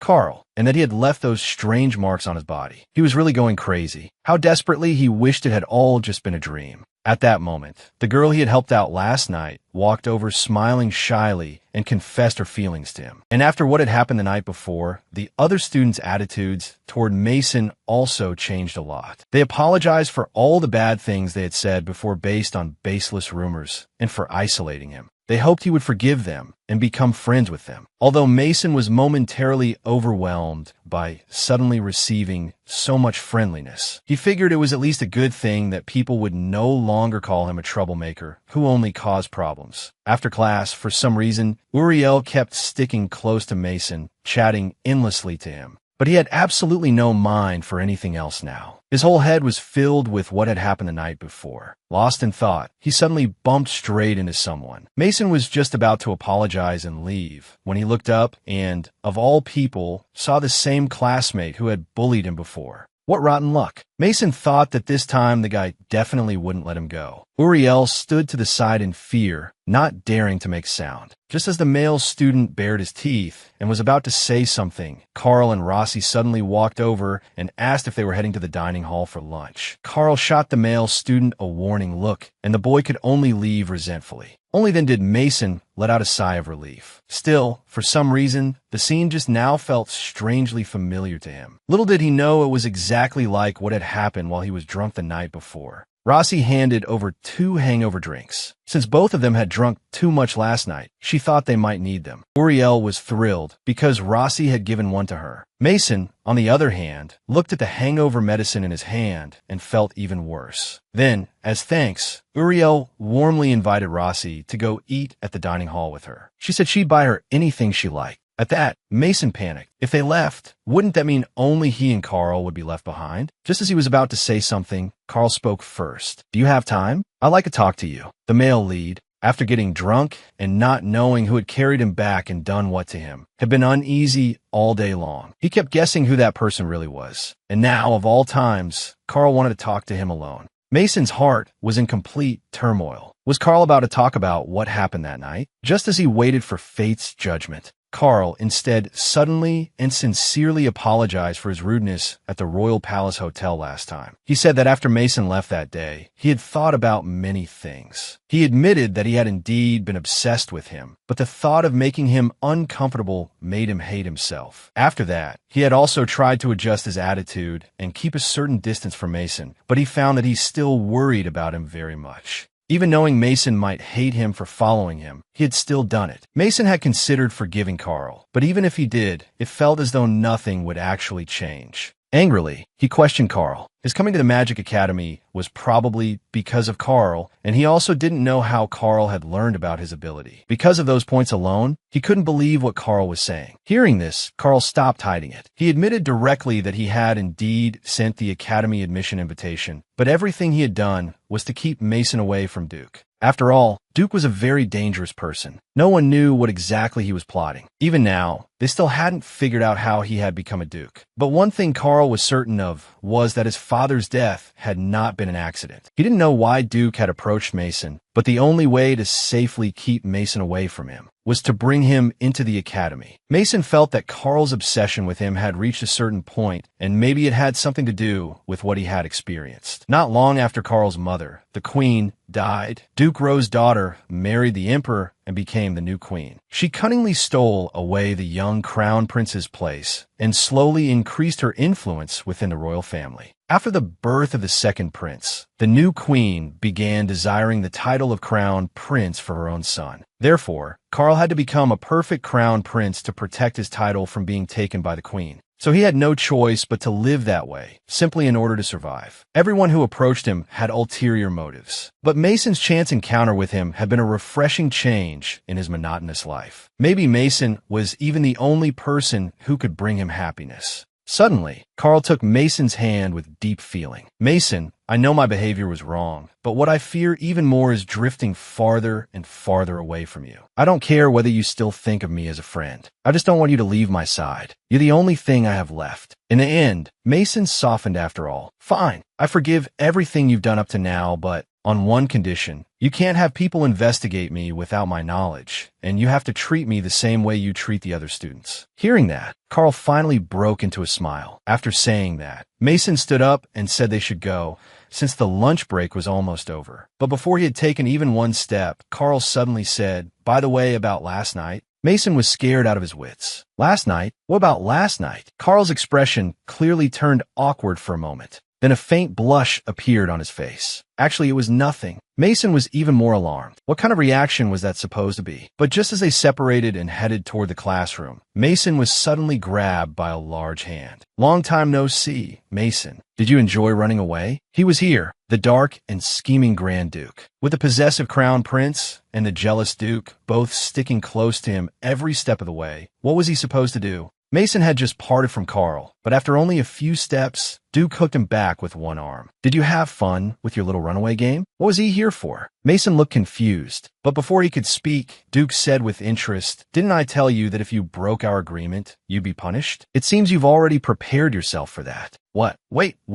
Mason panicked. Luckily, Carl chased after them and pulled Mason out of Duke's arms. "Didn't I tell you not to treat Mason that way? It seems you've never taken my words seriously." The tension between Duke and Carl flared at once. "Your Highness, have you forgotten? I told you before as well. He is my property. How I treat him has nothing to do with you." "What kind of nonsense is that? How is he your property?" "I already told you. He's a person, not an object." The two of them went back and forth, neither yielding an inch. What exactly were they doing? Mason watched in complete shock. Suddenly, Carl pulled Mason behind him protectively. Mason is now a registered student of the academy. I won't let you do whatever you want to him. Duke smiled faintly. So this is how you took him away from me. That's also why I came to the academy in person. Although it's not exactly pleasant, it seems that from now on, we'll be seeing each other often. From then on, the two of them stuck to Mason like glue, whether in the dining hall or in the library. Even if he just wandered off for a few minutes, they were both there beside him. They even waited outside when he went to the restroom. Mason's patience finally reached its limit. How long are you two going to keep this up? Your Highness, doesn't the student council have anything to do? And as the head of a ducal household, don't you have anything more important to attend to? Neither of them spared the other with their words, each wishing the other would leave. Because of the secret between him and Duke that couldn't be told to anyone, Mason needed to talk to Duke privately. But first, all he could do was follow the agreement he had made with Carl before, and remind him that he had promised to treat him like any other student, hoping Carl would stop pestering him. Duke was delighted. Your Highness, you should leave now. Because he had promised Mason, Carl didn't want to destroy the relationship they had only just repaired. But before leaving, he seriously warned Mason that if Duke did anything to hurt him, he had to tell him. After Carl left, Mason first apologized for running away. But because the person offering him all those favorable conditions had been Duke, he had no choice but to run. And frankly speaking, he didn't like Duke's attempt to bind him either, nor did he understand why Duke wanted to by his side. If what Duke wanted was his ability, they could simply agree to meet periodically. He didn't want to be restricted for some uncertain length of time. But Duke repeatedly reminded him that. Back then, Mason had given up his freedom himself to save those beastmen, so he had no right to refuse at all. And if I truly wanted to possess you, I would kidnap you and lock you somewhere with no sunlight, so I could stay by your side for the rest of your life. But I didn't do that entirely because of you, and yet you still ran away. A large hand seized Mason by the neck of fate, and his body began trembling instinctively. He even felt as if he were about to suffocate for a moment. Duke smiled with unreadable amusement, then finally let go when he looked at the person before him. Before leaving, he warned Mason again not to run away from him anymore, because no matter where he went, Duke would always be able to find him. What crazy bastard. Mason gasped for air and cursed under his breath. On the way back, the more he thought about it, the angrier he got. Just because they were male leads, they all toyed with him like this every day, and he really couldn't understand it. Duke clearly could have just used force and taken him away, but he hadn't. Mason couldn't understand what Duke wanted from him. Unable to figure it out, he grew frantic. Damn it, how was he supposed to run away again? But when he finally dawdled out of the bathroom, he froze all over again. You took so long in the bath, I thought you drowned in there. Here it comes. Everyone's been curious which male lead it was that night. This episode reveals it. The moment Mason stepped out of the bathroom, he saw Duke waiting there impatiently. When Mason demanded to know why he was here, Duke answered lightly, "Didn't I say I'd be watching you anytime, anywhere?" Mason couldn't be bothered arguing with him anymore and just wanted him to hurry up and leave his room. After all, he didn't want the academy to discover an outsider had entered his room and cause him trouble. But Duke only gave a cold, amused laugh. You're absolutely right. I imagine you also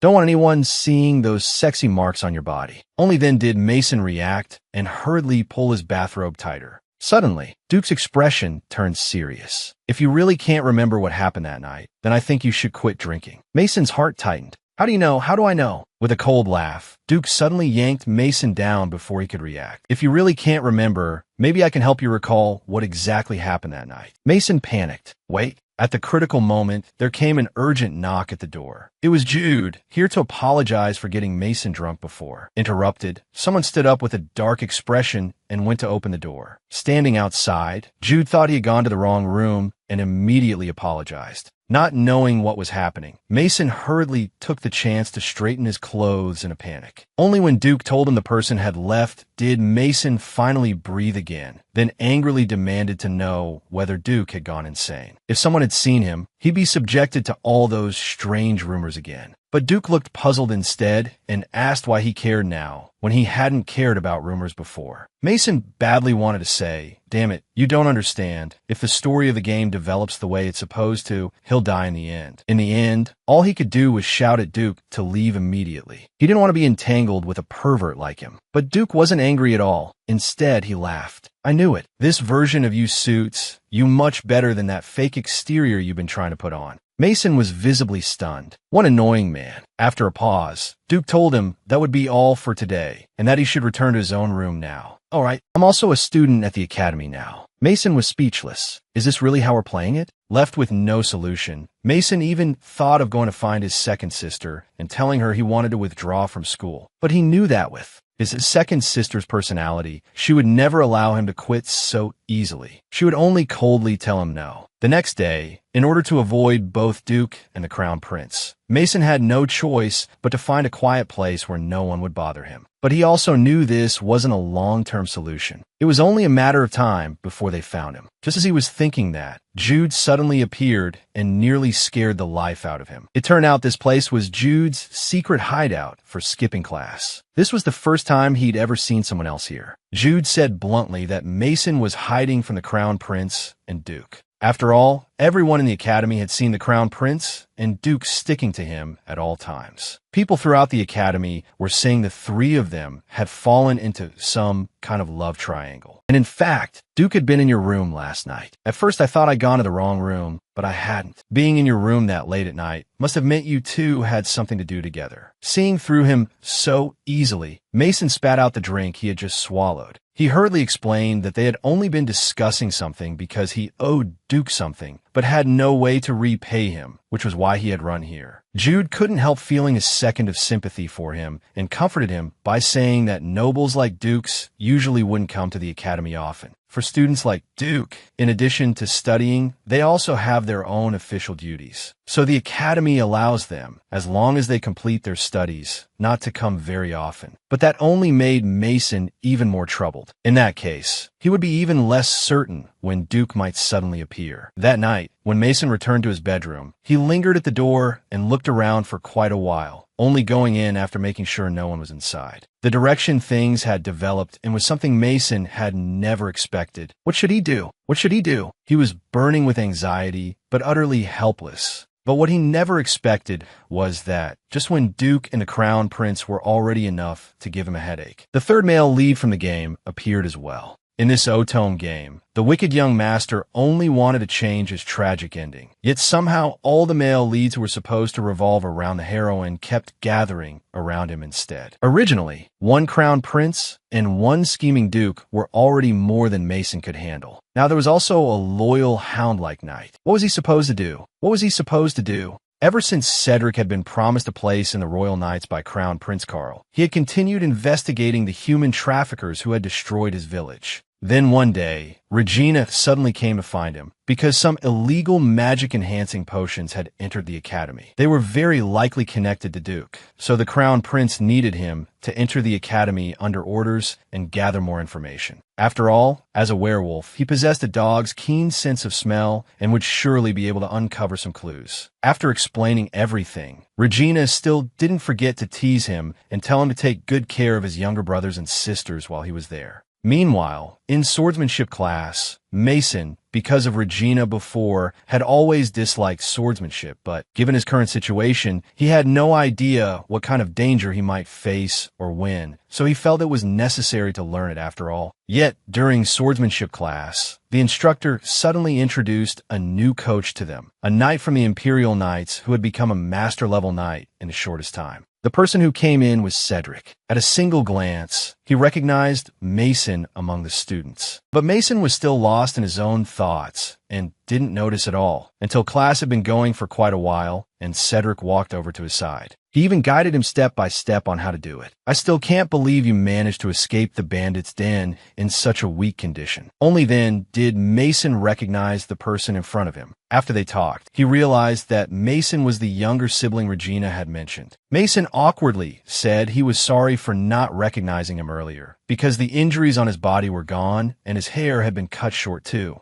Still, he generously praised him, saying his hair looked beautiful now too. As soon as he said that, Cedric's whole face turned red, and Mason immediately realized something was off. He quickly explained that he had only meant the hair color was very rare and hadn't been hinting at anything else. At that moment, Mason suddenly realized, wasn't there a male lead in the game? A beast man with silver hair? A knight. Only then did it hit him that the person before him was the game's third male lead. Then Cedric suddenly said that there were actually some things he had always wanted to say to him. He was deeply grateful that Mason had saved him back then. Without him, there would be no him now. As he spoke, he suddenly dropped to one knee. So here now, I swear to you, I, Cedric, leader of Wolfcry and commander of the First Imperial Knight Order, hereby vow to protect you under any circumstances from this day until the day I die. I swear I will never break this promise. The black-bellied Duke had another rival now. At noon, Mason and Rosie were eating together in the cafeteria. He thought of the Crown Prince, who called himself his good friend, yet always followed him around. Then the scheming Duke, who acted as if Mason belonged to him and wouldn't allow him to leave his side. And lastly, the Wolf Knight, who had sworn to protect him for life. The more Mason thought about it, the more irritated he became. The heroine was right there waiting for them to fight over her. So why were they always circling around him? Sitting beside him, Rosie saw his distress and asked with concern whether it was because of the Crown Prince. Because he had noticed that they seemed awkward even before entering the academy, and it was the same when they were with Duke too. Confused, he asked Mason if something had happened. Mason couldn't exactly say that he was being tangled up by the game's male leads, so he lied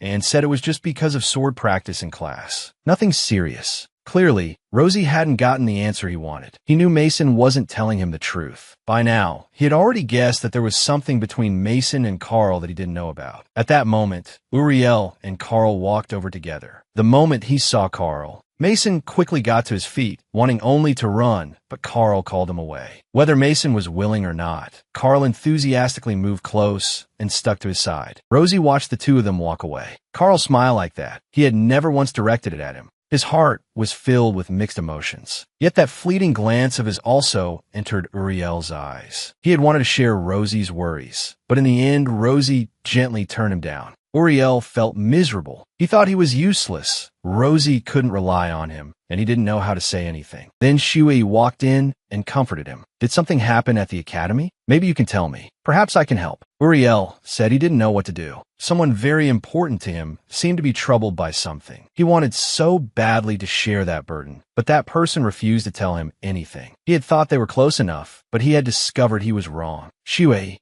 more or less understood now. This was the person Uriel liked. As a dedicated fan of the Otome game, of course, she had to help the heroine properly. She comforted Uriel, saying the best way was to let the other person know your true feelings. After all, sincerity is a killer move. But Uriel, dejectedly, said, what if that person starts avoiding you? As an Otome game fan, Shui found it unbelievable. Someone as beautiful as the heroine, who would avoid him? But if sincerity doesn't work, then first make sure that person won't avoid you anymore. Become the one they think of first. As she said this, she gave Uriel a very good idea. When he heard it, Uriel's whole face turned red. Meanwhile, Carl spent the whole day with Mason. When he escorted Mason to the dormitory door, Carl suddenly grabbed him and seriously asked whether something had happened between him and Duke. Mason instantly remembered the things Duke had done to him. Guiltily, he waved his hands and said nothing had happened. After hearing Mason deny it, Carl didn't press further. But once Mason had left, Carl finally let his intense possessiveness show. He had to take things slowly. He couldn't let Mason hate him anymore. But as for those dangerous people, he definitely wouldn't let them get close to him again.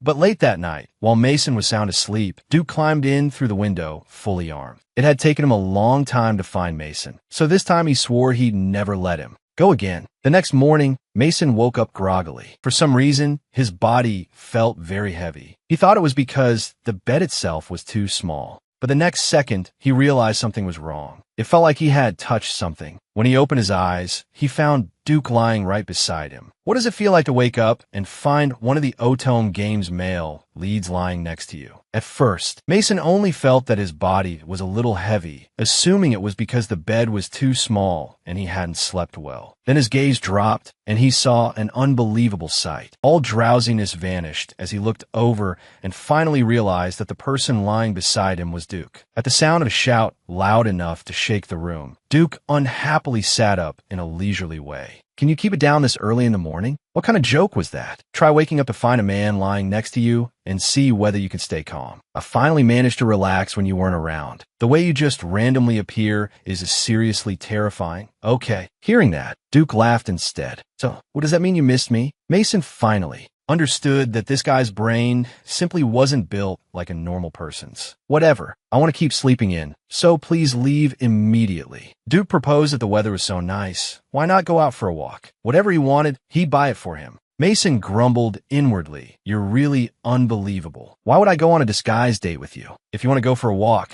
go ahead, but my weekend plan is to spend it in bed. Hearing that, Duke's expression shifted. You really leave people with no choice. As soon as the words fell, Mason was caught off guard and yanked over. If that's what you want, then spending the whole day in bed doesn't sound like a bad idea. In the end, Mason gave in. After getting ready, Mason followed Duke as the two wandered through the city. He really couldn't understand it. As he remembered it, Duke's character in the game hated crowded places. After they had walked for a while, a stall owner suddenly called out to them, inviting them to look at a newly arrived batch of high-quality magic stones. Ever since Mason's father had forcibly taken away the magic stones he collected, Mason hadn't seen any for a long time. He had even started to think that maybe things like that only existed in fairy tales. Seeing how attentively he was looking, Duke came up behind him and enclosed him in his arms. Why are you looking at things you can't even use? What? I'm not allowed to have a hobby of collecting magic stones. Hearing this, Duke directly ordered them to pack up all the magic stones. He wanted all of them. Mason was furious and asked whether he was taking them just to mock him. Duke was in a very good mood. Of course not, because it's your hobby. I told you, whatever you want, I can give you.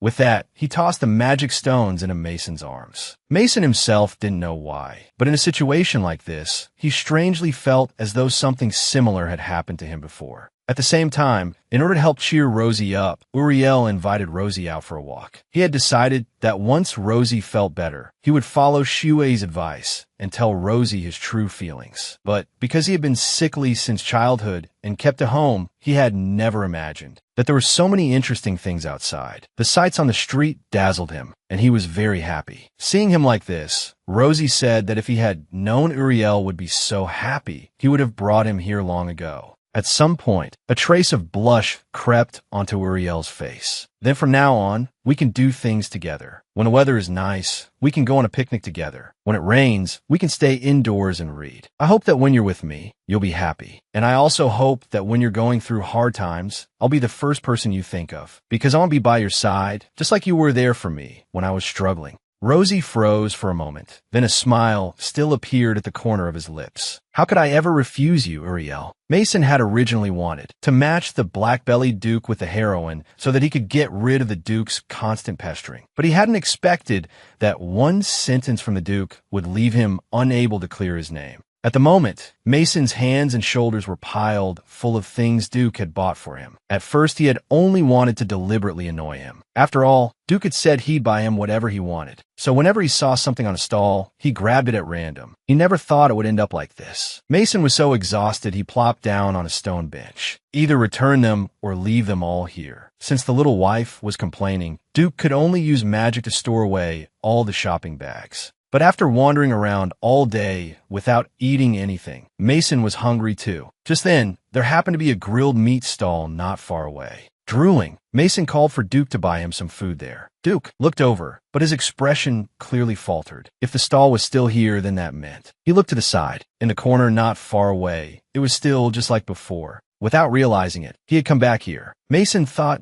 Duke simply didn't want to buy him anything. So he went to the stall himself. Only after the food arrived did Mason seem to come back to life. While watching him eat so happily, the shop owner mentioned that there used to be an arrogant rich kid who often came here too. But every time he came, he was always alone. He was always like a hedgehog, so guarded and wary. But after that panic-inducing incident in the area, he had never been seen again. No one knew what became of that child. But if that child is still alive, he should be about your age now. Since he had transmigrated here, Mason had no memory at all of what exactly had happened in this place a few years ago. But he didn't know that the reason Duke sat there looking so pained was because when he was being bullied there as a child, a boy around his age had once tried to help him. And the reason he was sad now was because he alone remembered that abandoned past, while that person remembered nothing. How long are you going to sit here? Mason came back eating skewers and at the same time held out in front of Duke a skewer the shop owner had thrown in for free, just like the boy from back then. The two of them then found a restaurant. Duke told Mason to go in first and order, and he would follow after. Unexpectedly, Rosie and Uriel were there too.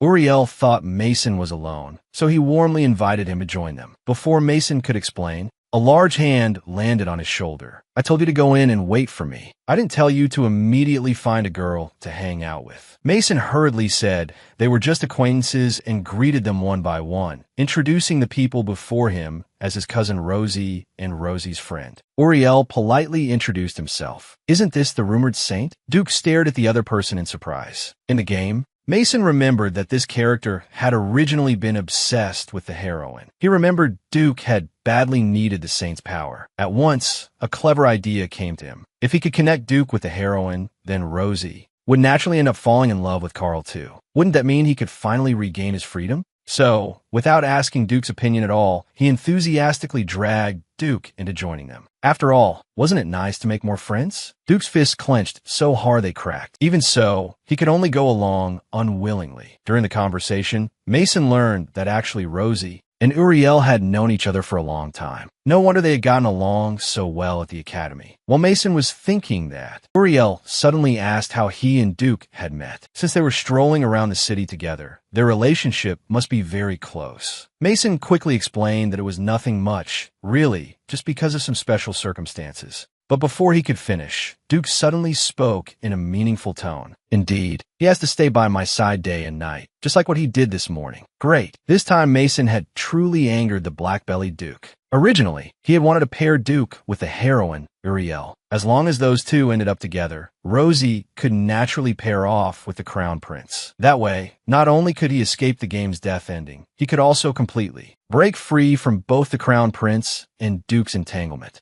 It would be killing two birds with one stone. But right in front of Uriel and Rosie, Duke said something suggestive. To keep this kind of situation from happening again, Mason resolved to speed up getting Duke and Uriel together. So next, he either deliberately moved closer to Uriel. Duke said he'll pay for everything today. If there's anything you want, just tell him directly. Or intentionally hinted that Duke should be more considerate toward Uriel. In short, he did everything he could to keep the two of them together. The result was easy to imagine. Furious, Duke pinned him against a wall and interrogated him about what scheme he was plotting this time. Suddenly, a flower pot slipping from above interrupted them. There was no time to dodge. Duke shielded Mason with his whole body. Afterward, Mason worried about him, but Duke merely waved him off, pretending nothing was wrong, and strode away. After that, Duke didn't stay angry with him either, and just quietly picked out gifts at the stalls because Uriel had already noticed early on how Duke felt about Mason, and even came over to comfort him, saying he had to keep treating Mason well, and that one day Mason would understand. And this harmonious scene between the two of them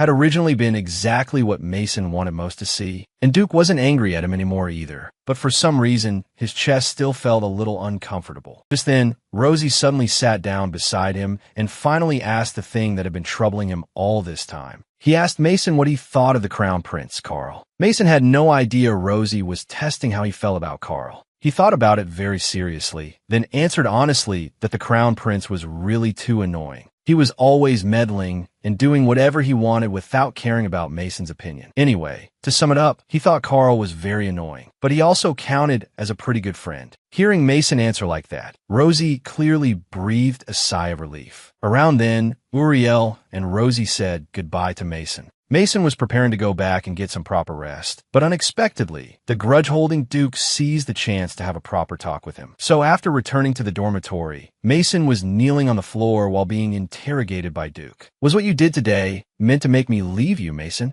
Mason explained that he just thought Uriel was more useful than him. After all, Uriel was the saint, and besides, compared to being with a man, wouldn't having a girl by your side be better? Why don't you give it a try with him? If you're willing, I'd even be happy to help. But the moment the words left his mouth, he was suddenly thrown aside. Isn't this exactly what you want me to do with him? You know, if I'm too aggressive and scare him away, what then? So you'll need to help me practice properly first. That's why you should never casually provoke the black-bellied Duke. Mason got bullied hard again. And now his younger sister had finally met Mason too, just because Mason wanted to match Duke and Uriel together. He had even said that if Duke was willing, he would be very happy to help. This time, Duke was truly furious. He wanted to see exactly how Mason intended to help him. Startled by Duke's sudden approach, Mason backed away. "Stay away from me." But Duke carried a chilling pressure about him. "Didn't you say you'd help me? You need to keep your promise." Mason couldn't understand. What does that have to do with this? But before he could finish, he was forced back until there was nowhere left to retreat. How could it have nothing to do with it? Isn't this what you wanted? Isn't this what you want me to do with him? And if I'm too forceful and scare him away, what then? So, you need to help me practice properly, if you want to leave me. Mason immediately sensed something was wrong and snapped at him to get lost. That finally enraged Duke completely. A sudden kiss fell without warning. Mason had never imagined the story would develop like this. At the same time, Shui, who had been diligently acting as Uriel's helper, began reflecting on herself. She knew Uriel had gone on a date, but she had no idea how it ended. She felt she had really gone too far. The entire game's setting was right before her eyes. Yet instead of going to see it in person, she spent every day here being a maid. Then she got a brilliant idea and thought of something useful. She decided to use delivering an umbrella as an excuse to go to the school and see for herself. Meanwhile, Mason was still depressed over what Duke had done when suddenly a hand landed on his shoulder. His reflexes instantly kicked in, and he slapped the person's hand away in alarm. It turned out to be Uriel, who had come to tell him that their next class would be in another classroom. Hearing that, Mason apologized and said he'd go right away. But Uriel could clearly see that Mason's entire body was still trembling. So when Mason stood up, Uriel grabbed him, wanted to talk to him. But in one misstep, the two of them stumbled and fell together. And just then, Shui happened to be standing at the classroom door. She witnessed the ambiguous scene with her own eyes. Before either of them could react, Shui rushed over in a single bound and kicked Mason again. She hadn't recognized at all that the person in front of her was actually her own older brother. To her, he was just that notorious son of the Knox family from a game. She thought Uriel was being harassed, and so Mason was kicked unconscious by his own sister again. Uriel quickly explained that he had tripped by himself, and that Mason wasn't the kind of person the rumors made him out to be. After Mason was sent to the infirmary, he slept unconscious for quite a while before slowly waking up. During that time, Uriel and Shui had stayed by his side. For that moment, he really thought he was going to die. He hadn't felt such terrifying pain in a very long time. Uriel apologized, saying it was his maid's misunderstanding, and said he would provide whatever compensation Mason wanted. Mason felt there was no need. He thought the maid had only acted to protect him, and as long as she was given a small warning, that would be enough. Unsurprisingly, he still didn't recognize that the maid in front of him was actually his younger sister. But Shui found it a little unbelievable. Under normal circumstances, she felt Mason should have used this matter to threaten Lady Uriel. And yet Uriel was even saying he was a good person. She felt Mason was probably just trying to win Uriel's favor, so he could do something even worse. She felt she had to keep an eye on Mason and expose his truly ugly side. And so, next, his good little sister began secretly stalking her own good older brother. Here it came. The possessive crown prince was jealous again. In order to expose Mason's true colors, his little sister Shui secretly lurked around Mason's side. Yet after observing him for a full round, Mason showed not the slightest suspicious behavior. In fact, everything he did was completely unlike the character in the game as she knew him. And for some reason, he even gave her a strange sense of familiarity. At the same time, by the garden, a few little punks who had always disliked Mason were talking about him, because he had both His Highness the Crown Prince and the black-bellied Duke backing him. The few of them were grinding their teeth in rage. Shui had wanted to move closer and hear what they were saying about Mason, but she wasn't careful with her footing and made a noise. The boys noticed a movement over there and shouted, "Who's there?" The frightened Shui bolted like a startled kitten, but one of the male students spotted her and started walking toward her. Just as she was about to be discovered, a soccer ball came flying straight toward her head. Mason walked over apologetically to retrieve the ball. The moment they saw it was Mason, the boys quickly dragged their companion away. After all, they were afraid of the people behind him.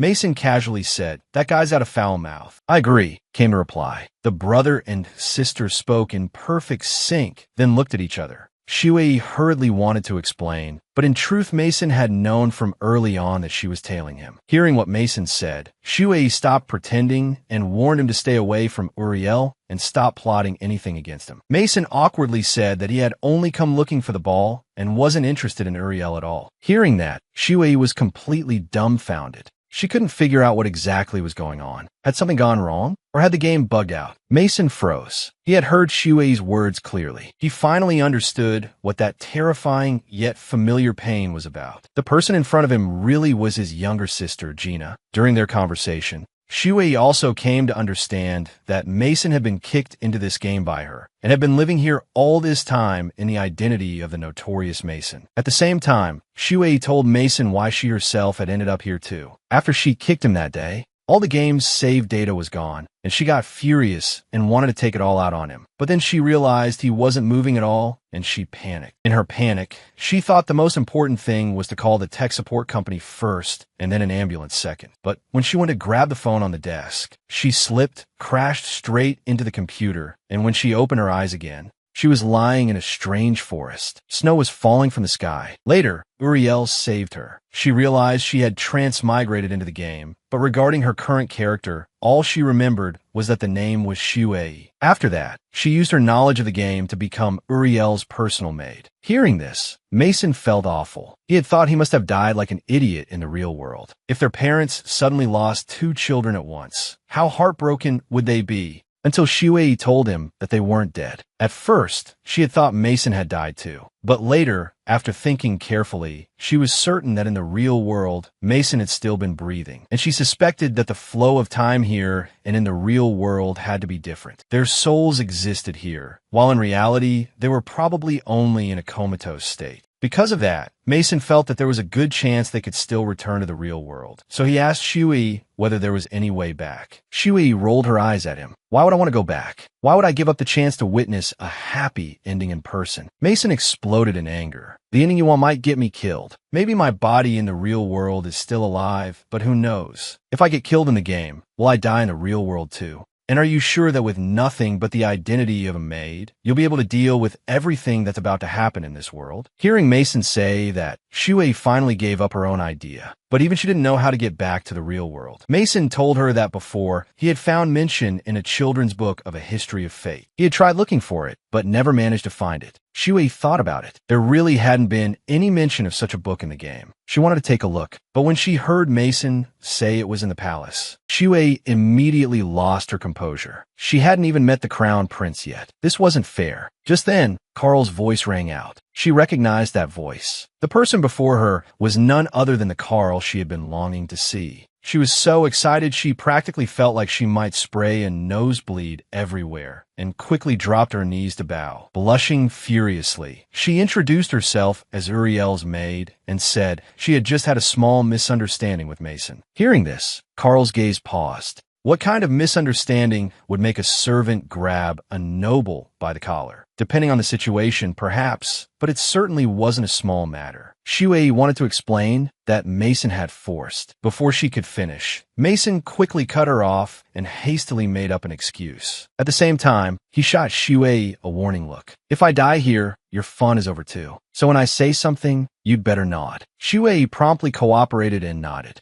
Carl saw that scene of perfect tacit understanding between the two of them clearly. Mason, you always have so many friends. As he said this, he strode toward Mason and then pulled him into his arms. Mason, I just so happen to be your friend too. But without me, you always seem so happy. That's not fair. Things are getting bad. Mason seemed to be wavering toward the black-bellied Duke, and at the same time Crown Prince Carl had also found out that Mason had gone out on a date with Duke. He had already started secretly investigating Duke behind the scenes. He swore that he would never again let anyone take any of his things from him. And now he had run into Shui and Mason pulling at each other, while the two of them even seemed strangely in sync. Carl was jealous. Clearly, he was Mason's friend too, but whenever Mason was happy, he was never there. It wasn't fair. And Rosie told me that last week, you even went out with Lady Uriel. Mason explained that it had just been a chance encounter. They had never arranged to go out together. Carl's expression darkened. Then did you also just happen to run into Duke? Mason was visibly stunned. Shuei was even more confused. Wasn't it supposed to be Uriel and the prince going on a date? Why had it become Rosie and Mason together? And why was Carl saying he was jealous? He and her brother seemed very close, to the point that it almost looked as if something had happened between them. It wasn't until Mason promised Carl that next time he would definitely make time for him that Carl finally let it go. Just then, the class bell rang, and Mason pushed Carl away, urging him to leave quickly. As he walked off, Mason kept glancing back and gesturing to Shuei, telling her she had better find a way back to the real world, or else he was dead for sure. Shuei was completely bewildered and had no idea what was going on, but after understanding Mason's gesture, she silently signed back. Okay. That night, Mason returned to the dorm exhausted in body and mind. So many strange things had been happening lately, but at least Gina was here, so he was no longer fighting alone, and she had said they weren't dead. Maybe they really could return to the real world. After taking off his clothes, the bite marks Duke had left on him stood out clearly. So the person from the freshman party really had been Duke. The places that Hand had touched were still just as cold, and he still carried that same cool scent. Even the feeling had been the same, far too good. He suddenly broke down in frustration. He couldn't believe he actually thought it had felt good. He felt like he had gone crazy. He kept telling himself it had to be because he had been drunk that night, thinking that he would be leaving this world soon anyway. He tried persuading himself to dig those thoughts out of his head. But then why had Crown Prince Carl also said that after the freshman party, he had followed him back to his room? Mason was confused again.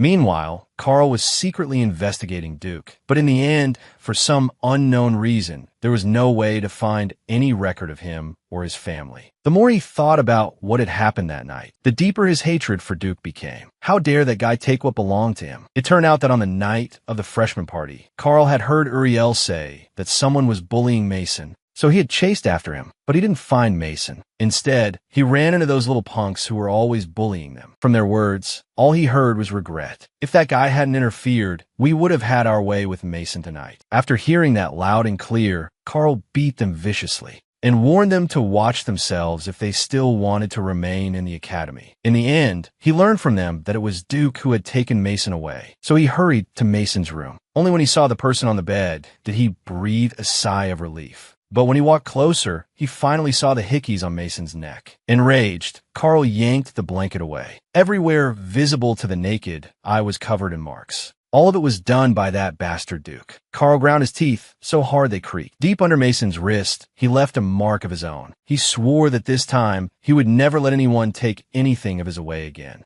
What he didn't know, though, was that on the day Mason and Duke went out together, Mason had been eaten up by Duke all over again. Great. Now even the third male lead, the wolf pup, had arrived, and he had also caught someone else's scent on Mason. Several of them were gathered together in the library. Carl carefully tutored Mason in his studies, but Mason couldn't take in a single word right now. He was only doing this to kill some time. Uriel and Carl, meanwhile, each had their own thoughts. One thought that everyone studying together made it easier to concentrate, and the other said that teaching someone else was also a way of learning. But really, both of them just wanted a chance to spend time with Mason and Rosie. During this, Uriel eagerly asked whether there would be a party after finals. Rosie said that every term ended with such a party and that students from every grade attended together. Rosie himself was clearly looking forward to this party too. Mason, however, only wanted to go home. The brother and sister squatted in a corner to discuss ways of getting home. In order not to arouse suspicion, Shuei had even specially gotten hold of a map to make investigating easier. But no matter what, she couldn't find any information about the history of fate, so she thought of some other methods that might let them return to the real world. She thought they might as well let the original game continue all the way to the story's ending. Once the game ended, perhaps they would be able to go back. Mason exploded again. How many times had he said it already? If things followed the original plot, he was definitely going to die. But Shuei said, not necessarily. Mason's ending had been fixed because originally he was just a small character in the game. He was the one who turned Rosie bad, but the real key figures were the male leads, the heroine, and the female villain. As long as they stayed true to their roles, everything would work out. Besides, ever since Mason had transmigrated in, he was no longer that notorious vicious young master. That was why she had proposed this method. But more importantly right now was what would happen at the end of term party. That was the key event in the whole game.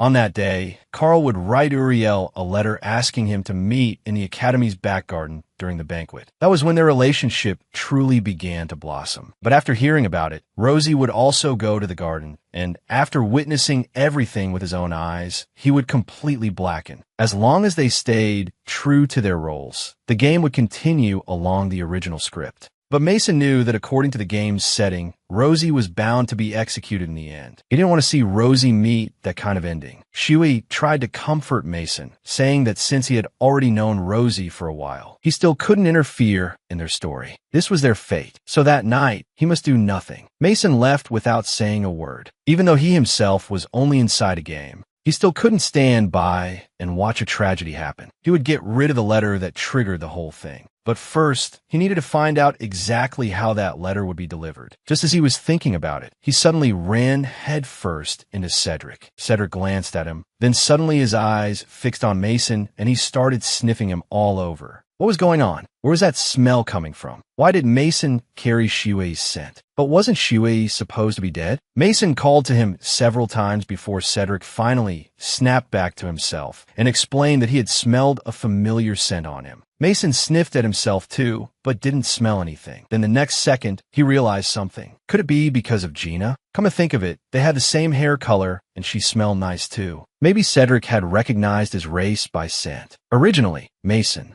had been considering whether to tell Gina which character he had transmigrated into. But then he thought about how, the moment his little sister saw the male lead she'd always adored, she'd definitely start drooling all over the place. He absolutely could not let them meet. Sure enough, he was worried Mason really would do something. Shay had even followed his scent all the way here because of that so-called blood plague. As expected of a real little sister, the moment she arrived, she directly gave her two dear brothers an assist to keep Shay from running into Cedric. Just as Cedric was about to head in the direction Shay had come from, Mason anxiously grabbed hold of him. If they went that way, they would definitely run into Shay. He really didn't want to see his little sister acting so hopelessly love-struck. Then he heard Cedric say that he actually wasn't very familiar with the school and wanted to look around. Mason suddenly had an idea and said he happened to be a great tour guide. As he spoke, he pulled Cedric in the opposite direction. Mason himself didn't think much of it, but he had no idea that behind him, Cedric was blushing at the sight of the hand tightly holding his. Meanwhile, based on what he knew about Mason from the real world, Shay believed Mason was very likely to do something that would change the entire development of the game. So he had to find Mason. And over here, Mason was introducing the academy buildings to Cedric one by one. But Shay's figure had already appeared not far away. Left with no choice, Mason could only drag Cedric along in a frantic escape while continuing to explain things to him. And Shay, following the scent, chased after them like crazy until Mason was so exhausted he simply couldn't run anymore. He really couldn't understand why Shay always managed to show up around him, while Cedric didn't notice a thing. Cedric even thanked Mason for helping him. If it had been just him alone, in such a huge place, who knew how long it would have taken? Wandering around with Mason also reminded him of the leisurely times he had spent in the forest with his younger brother and sister. He was very happy. Hearing that, Mason started to feel guilty. Maybe he really should find some time to talk to Shay and let them. Just as he was thinking that, Shay was already standing at the doorway, not far away. Before Cedric noticed, Mason rushed over and quickly shut the door. But at this point, it was already too late to run. In desperation, he had no choice but to pull Cedric into a nearby cabinet. When Shay opened the door and came in, he saw no one, so he walked straight to the cabinet. He knew Mason had to be inside. Just as he reached out to open it, Uriel, who was approaching with Rosie from outside, uncertainly called his name.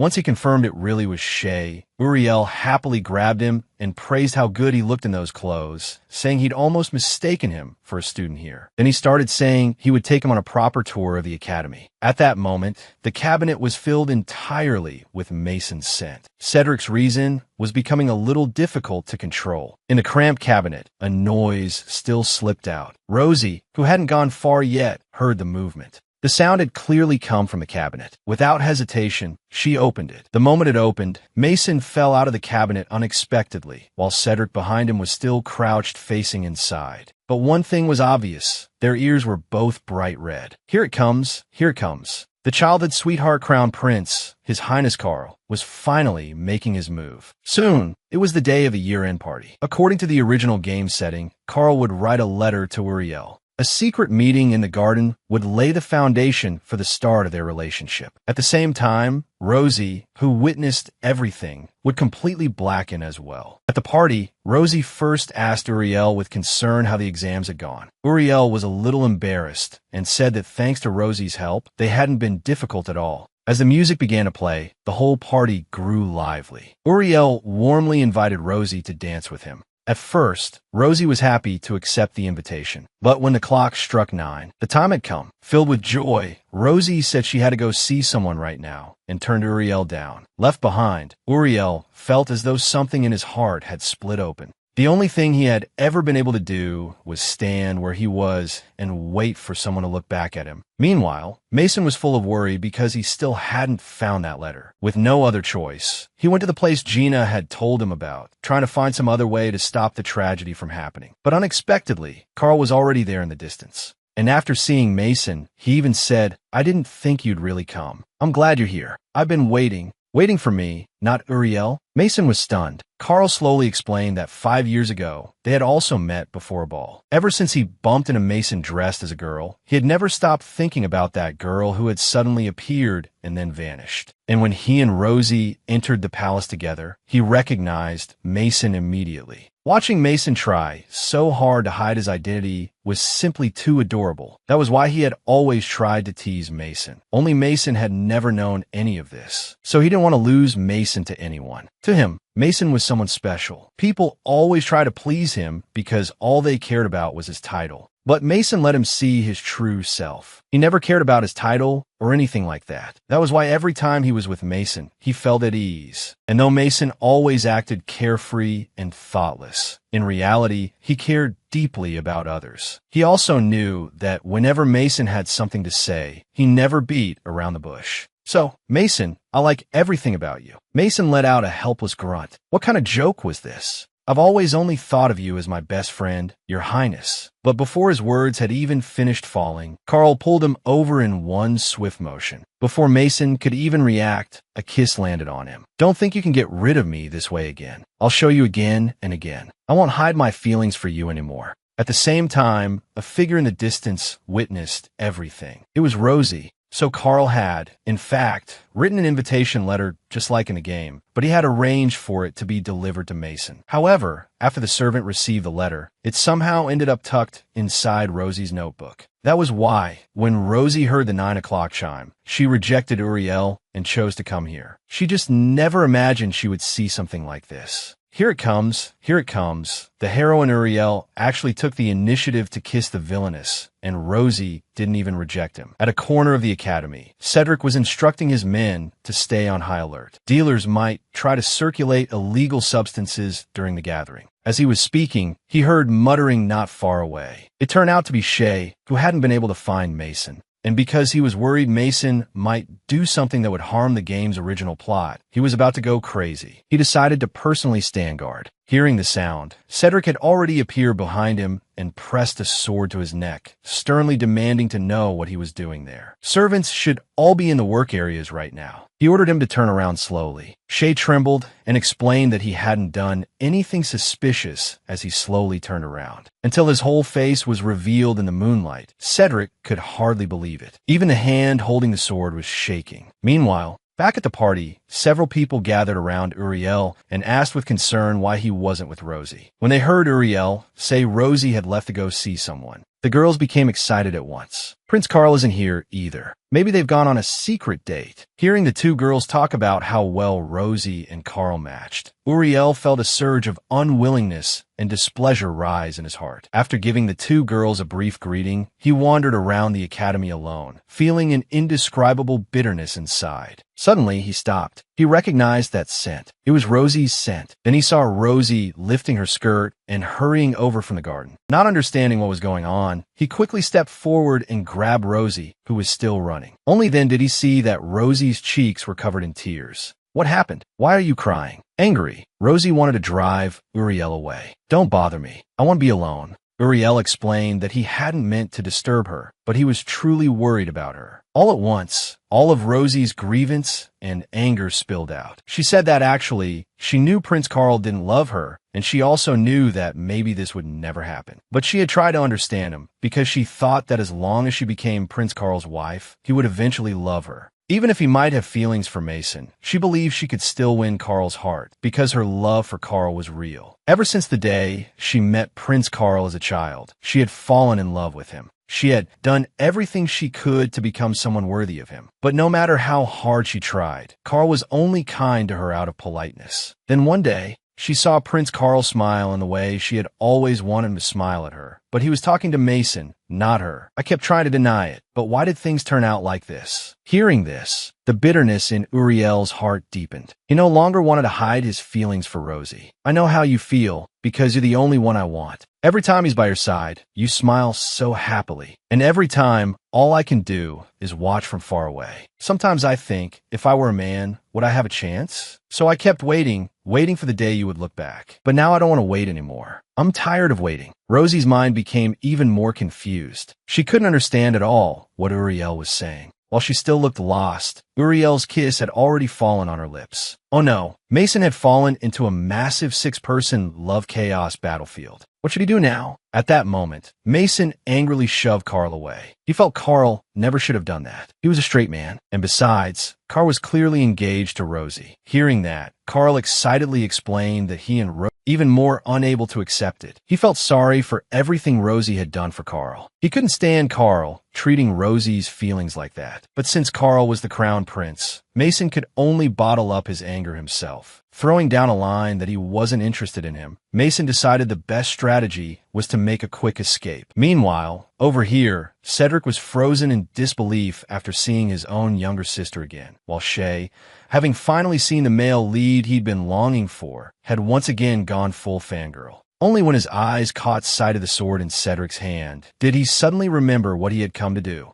The most important thing right now was making sure Uriel and Carl ended up together. So he absolutely could not get caught here. And just like that, the two siblings who were both trying to escape crashed into each other. The moment Shay saw who it was, he instinctively threw himself at Mason and clung to him, shouting for help. When Carl caught up and saw the two of them embracing again, he no longer believed Shay was just some woman. Mason, who exactly is he? Just as Mason was getting irritated that he couldn't shake off Carl no matter what, Cedric came running toward them, calling Shay's name. Carl kept pressing closer from behind. After all, the last time he had seen these two siblings together, it had looked extremely suspicious. So what exactly was the relationship between Shay and Mason? Although Cedric was somewhat confused and didn't know what Shay's relationship with Mason was, he still took the initiative to step in front of the siblings protectively, explaining that Shay was not a suspicious person. Though his behavior looked suspicious, Cedric could vouch for him. The two siblings each had their own thoughts, listening in total bewilderment. On the other side, Rosie blushed furiously and turned her head away, unable to understand what Uriel had meant by that. Before Uriel could say anything, Mason's voice came from not far away. Carl, emotionally agitated, demanded that Mason give him an explanation. Who exactly was Shay? While Cedric blocked Carl from advancing, he urged Shay to hurry, and at that moment, Uriel and Rosie also arrived after hearing the commotion. Shay got up excitedly, not bothering to help clear things up for Mason,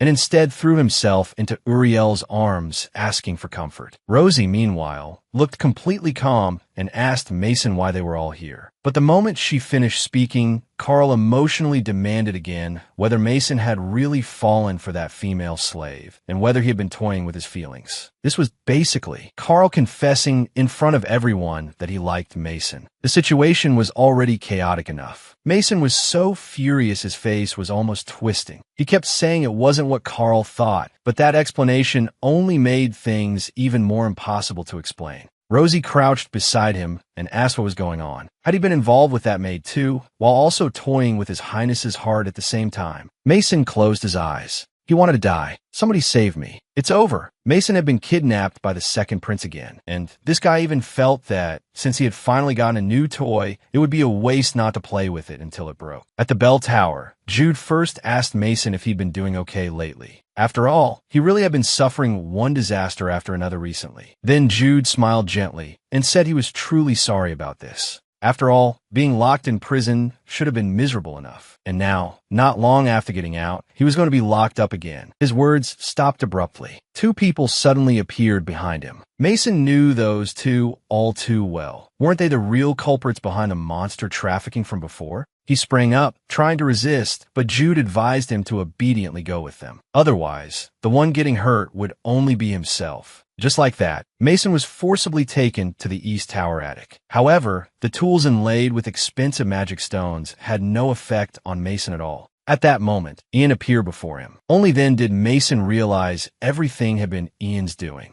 Seeing his confusion, Jude took the initiative to explain. The Crown Prince had helped their brothers quite a bit before. So the older brother Ian once mentioned, the one who had helped hide his identity, had actually been him. Ian picked up the handcuffs from before. So it turns out your magic hasn't failed to manifest. Your power is nullification. No wonder Duke no longer needs mother suppressant. Since I already know your secret, I'll tell you a secret even my brother doesn't know. It turned out that he had used cognitive interference simulation on the bell tower. Now this clock tower had become like air that no one could notice. Even if it stood right in the middle of the academy, no one would discover it. Jude smugly chimed in, saying that every time he met secretly with His Highness here, there had never been a problem. Even if Cedric had a keen nose, he still wouldn't be able to smell the traces of illegal drugs. As long as Ian's power remained, his brother and his subordinates would never find a culprit. Mason was in disbelief. He really could do something like this, not caring in the slightest whether those students lived or died. But Ian was clearly enjoying himself. After all, as long as Mason was in danger, Carl and Duke would suffer, and the more they suffered, the happier he would be. As he said this, his eyes flashed. Right, I just had a great idea. Since I finally got a new toy, if I don't play with it until it breaks, that would be my loss.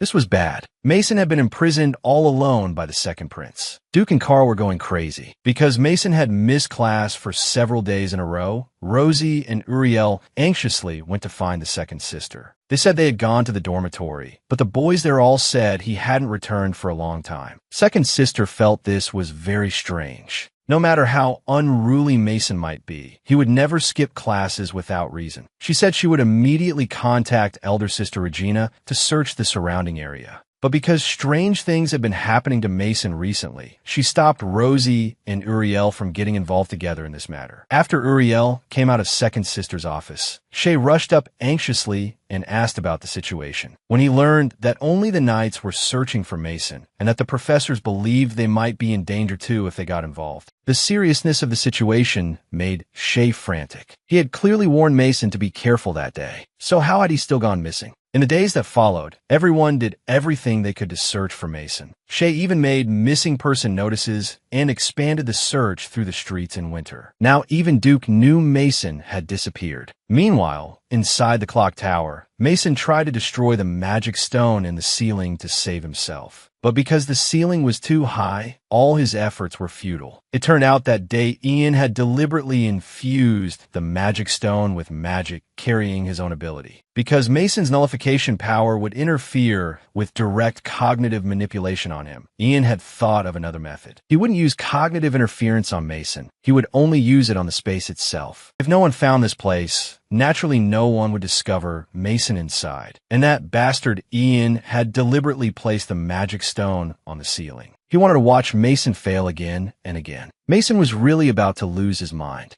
He simply couldn't think of any way to escape the East Tower. At the same time, Carl went to Ian and demanded to know where exactly he had hidden Mason. At first, Ian denied everything and even bit back sarcastically. Brother cares about him so much, I thought maybe you were the one who hid him away, so no one could find him. But when he saw Carl's furious expression, Ian revealed a smug smile. If he's so precious to you, why didn't you cherish him properly? Losing him so easily is really disappointing. Cherish him properly? Keep him by your side so he can't go anywhere. Actually, it wasn't that Carl had never thought of doing that. But Mason had rejected him before, so he chose to respect him. Ian only found it laughable. He told Carl that Mason was somewhere in the academy. Brother, let's make a bet. Show me just how much you dote on him. If you can find him within a week, you win. But if you lose, then you'll never see him again. To rescue the imprisoned Mason, the black-bellied Duke was finally making his move. And from Mason's pocket, Duke's necklace just happened to fall out. Ever since that day his confession was rejected, it had been as though an invisible wall stood between the two of them. Was this finally the rhythm of reconciliation? When Jude went in to deliver food, the floor was covered in broken plate shards. Oh dear, you broke all the plates trying to smash the magic stone on the ceiling? But you still need to eat your food properly. After all, it wouldn't be good if you really starved to death here. Besides, once you finish eating, you can use the plates to hit the ceiling again, right? Mason only felt that if his arms were longer, he wouldn't need to waste so much effort. Suddenly, Jude smiled and asked him, I heard your ability is extraordinary. Is that true? Just as Mason didn't understand what he meant, Jude took out a magic stone. Do you know what this is? Judging from the color, it was definitely one of Ian's magic stones. His Highness uses this as a safeguard for unexpected situations. I used to use this often to cast perception-hindering magic on the bell tower, so I could skip class. But when you first came to the magic tower, I was surprised. I had clearly already cast the spell, yet you were lying there anyway. Mason suddenly had an idea, so his power worked on Ian too. Jude told him that had only been a small amount of magic power, but now, with a magic stone that large, could he still nullify it? When Mason said he planned to give it a try, Jude watched him with an amused smile. Good luck. That way His Highness will find it even more entertaining. Seriously, what kind of lunatics were these? So it had all been for the sake of toying with him. The next day, after class, Jude was preparing to head for the East Gate. Duke hid in a corner and, catching him off guard, launched a sudden attack and pinned him against the wall. Before Jude even knew who it was, he panicked a little. Only when he heard Duke say, You don't need to know who I am. You only need to answer my question. Where is Mason? Did he recognize the voice?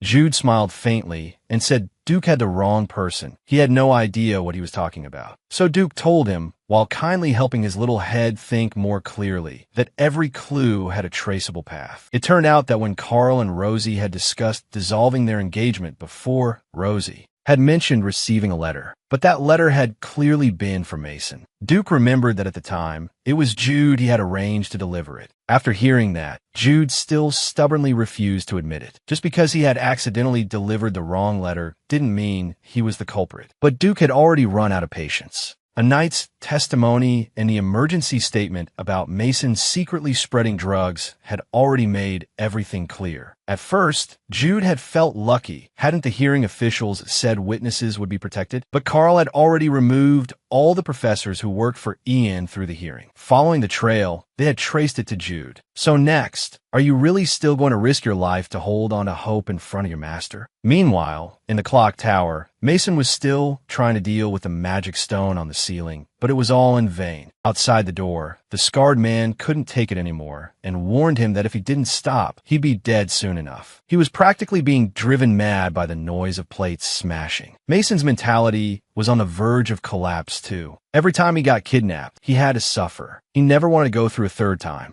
Suddenly, a necklace slipped, rustling from his pocket. Wasn't this the necklace Duke had dropped that day? Here it comes. Here it comes. Mason finally managed to save himself, and he even let the entire main cast searching for him know where he was. But the bad news was that Ian was already holding a dagger pointed straight at him. What he wanted was for them to witness this final scene. Mason picked up the necklace from the ground and saw that it really was the one Duke had dropped before. Originally, he had been planning to find a chance to return it to Duke, so he had kept it in his pocket all this time. Suddenly, he remembered that Duke had once told him that in every generation of their family, there would be one person with a special power, and that strong magic could devour. Mason lifted his head and looked at the magic stone above him. If Duke's magic was powerful enough to swallow up even himself, then maybe this was a chance. So Mason used all his strength and hurled the necklace at the magic stone above. The moment the necklace struck the magic stone, a massive wave of magic burst out from around the clock tower and spread in all directions.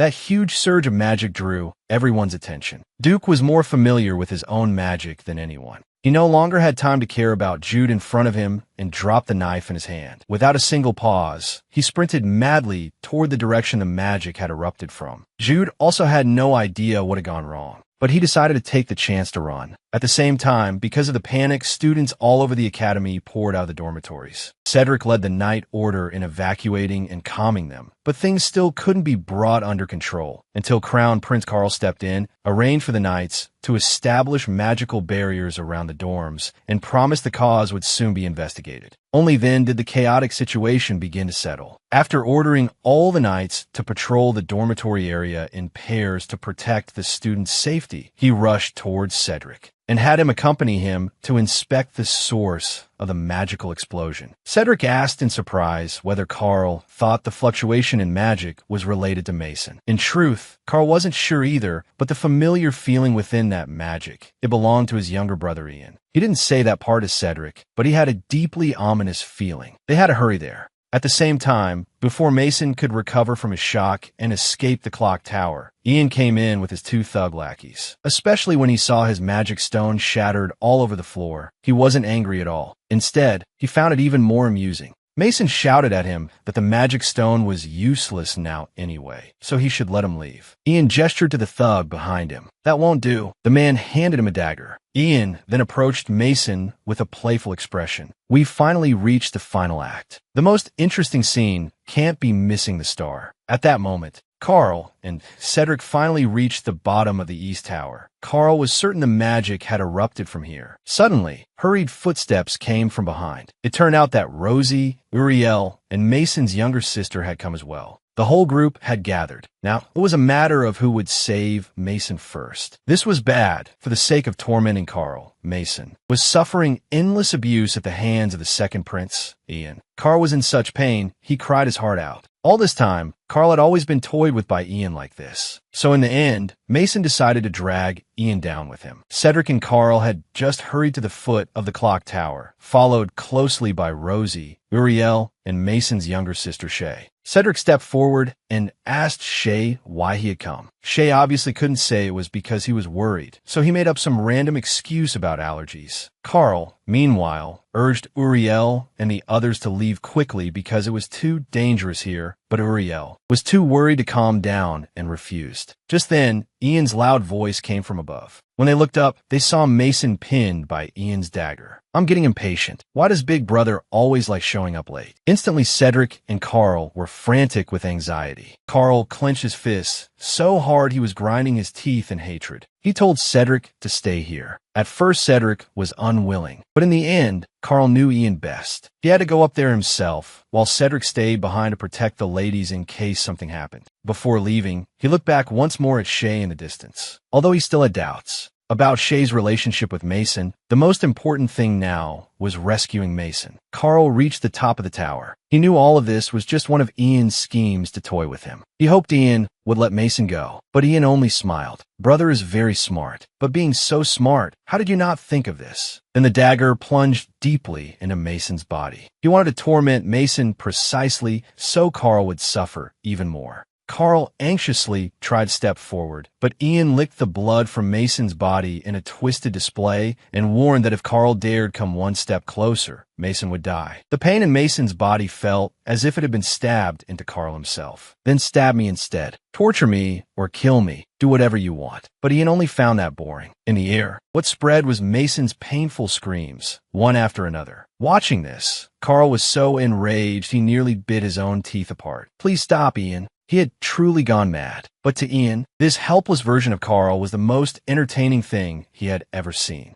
A deep sense of powerlessness filled Mason. He couldn't remember how many times he had been stabbed. Everything before his eyes seemed to grow increasingly blurred. In that haze, he seemed to see Carl. He remembered that time at the ball when Carl had pulled him close and said Mason was one of his people, that he was someone special he didn't want to lose to anyone else. He also remembered Carl once saying that everyone catered to him only because of his status. But Mason had never treated him according to his identity. That was why staying by Mason's side had always made him feel comfortable. Mason knew Carl had always had it hard. He had been tormented by this lunatic while also having to protect his position as crown prince. He had gone through countless situations like this all by himself. Ian gave a playful smile. "Brother really is the best toy." Mason coldly asked, "Have you always tortured Carl like this?" Ian grew impatient. "You're about to die anyway, so why ask?" Mason let out a cold laugh. "Yeah, I'm about to die, so there's nothing left to be afraid of. You know what kind of person is the most dangerous? Someone who fears nothing." With that, Mason slammed backward with all his strength, dragging Ian with him. In front of Carl, Mason and Ian fell from the tower together. Carl rushed forward in panic. This was bad. Mason was gravely wounded and on the verge of death. The black-bellied Duke, terrified of losing him, had another magical outburst. At that moment, Mason suddenly remembered the game plot from before he had transmigrated. So after Duke's magic erupted, he would become a monster. Because he had seen Carl cry, Mason chose to perish together with Ian. The people below the tower were all frantic when they saw it. Cedric's eyes tightened. He had said before that no matter what, he would protect Mason. So without hesitation, he rushed forward. Fortunately, at the instant Mason fell, Cedric managed to catch his severely injured body. Shay rushed over anxiously to check on his brother's condition. At this moment, Mason had lost consciousness from blood loss. If this continued, Mason really would die. Uriel comforted them, saying not to worry, he would heal him. But when Uriel used his power, to his shock, it had no effect on Mason at all. Carl hurried out from the tower, and Uriel told him he was trying to heal Mason, but the saint's power wasn't working on him. Only then did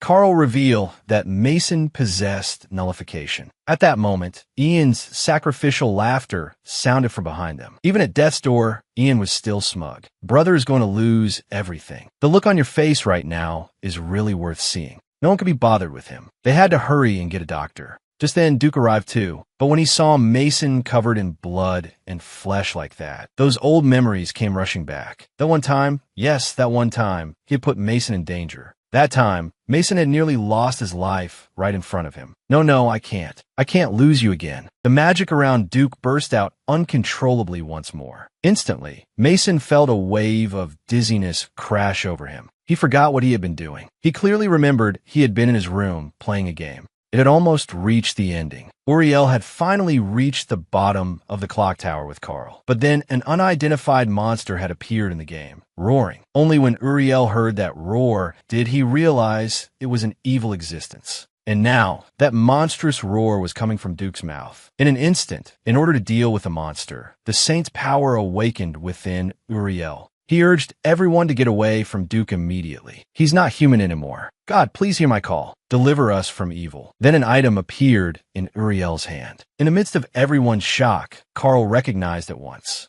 that what Uriel had summoned was the holy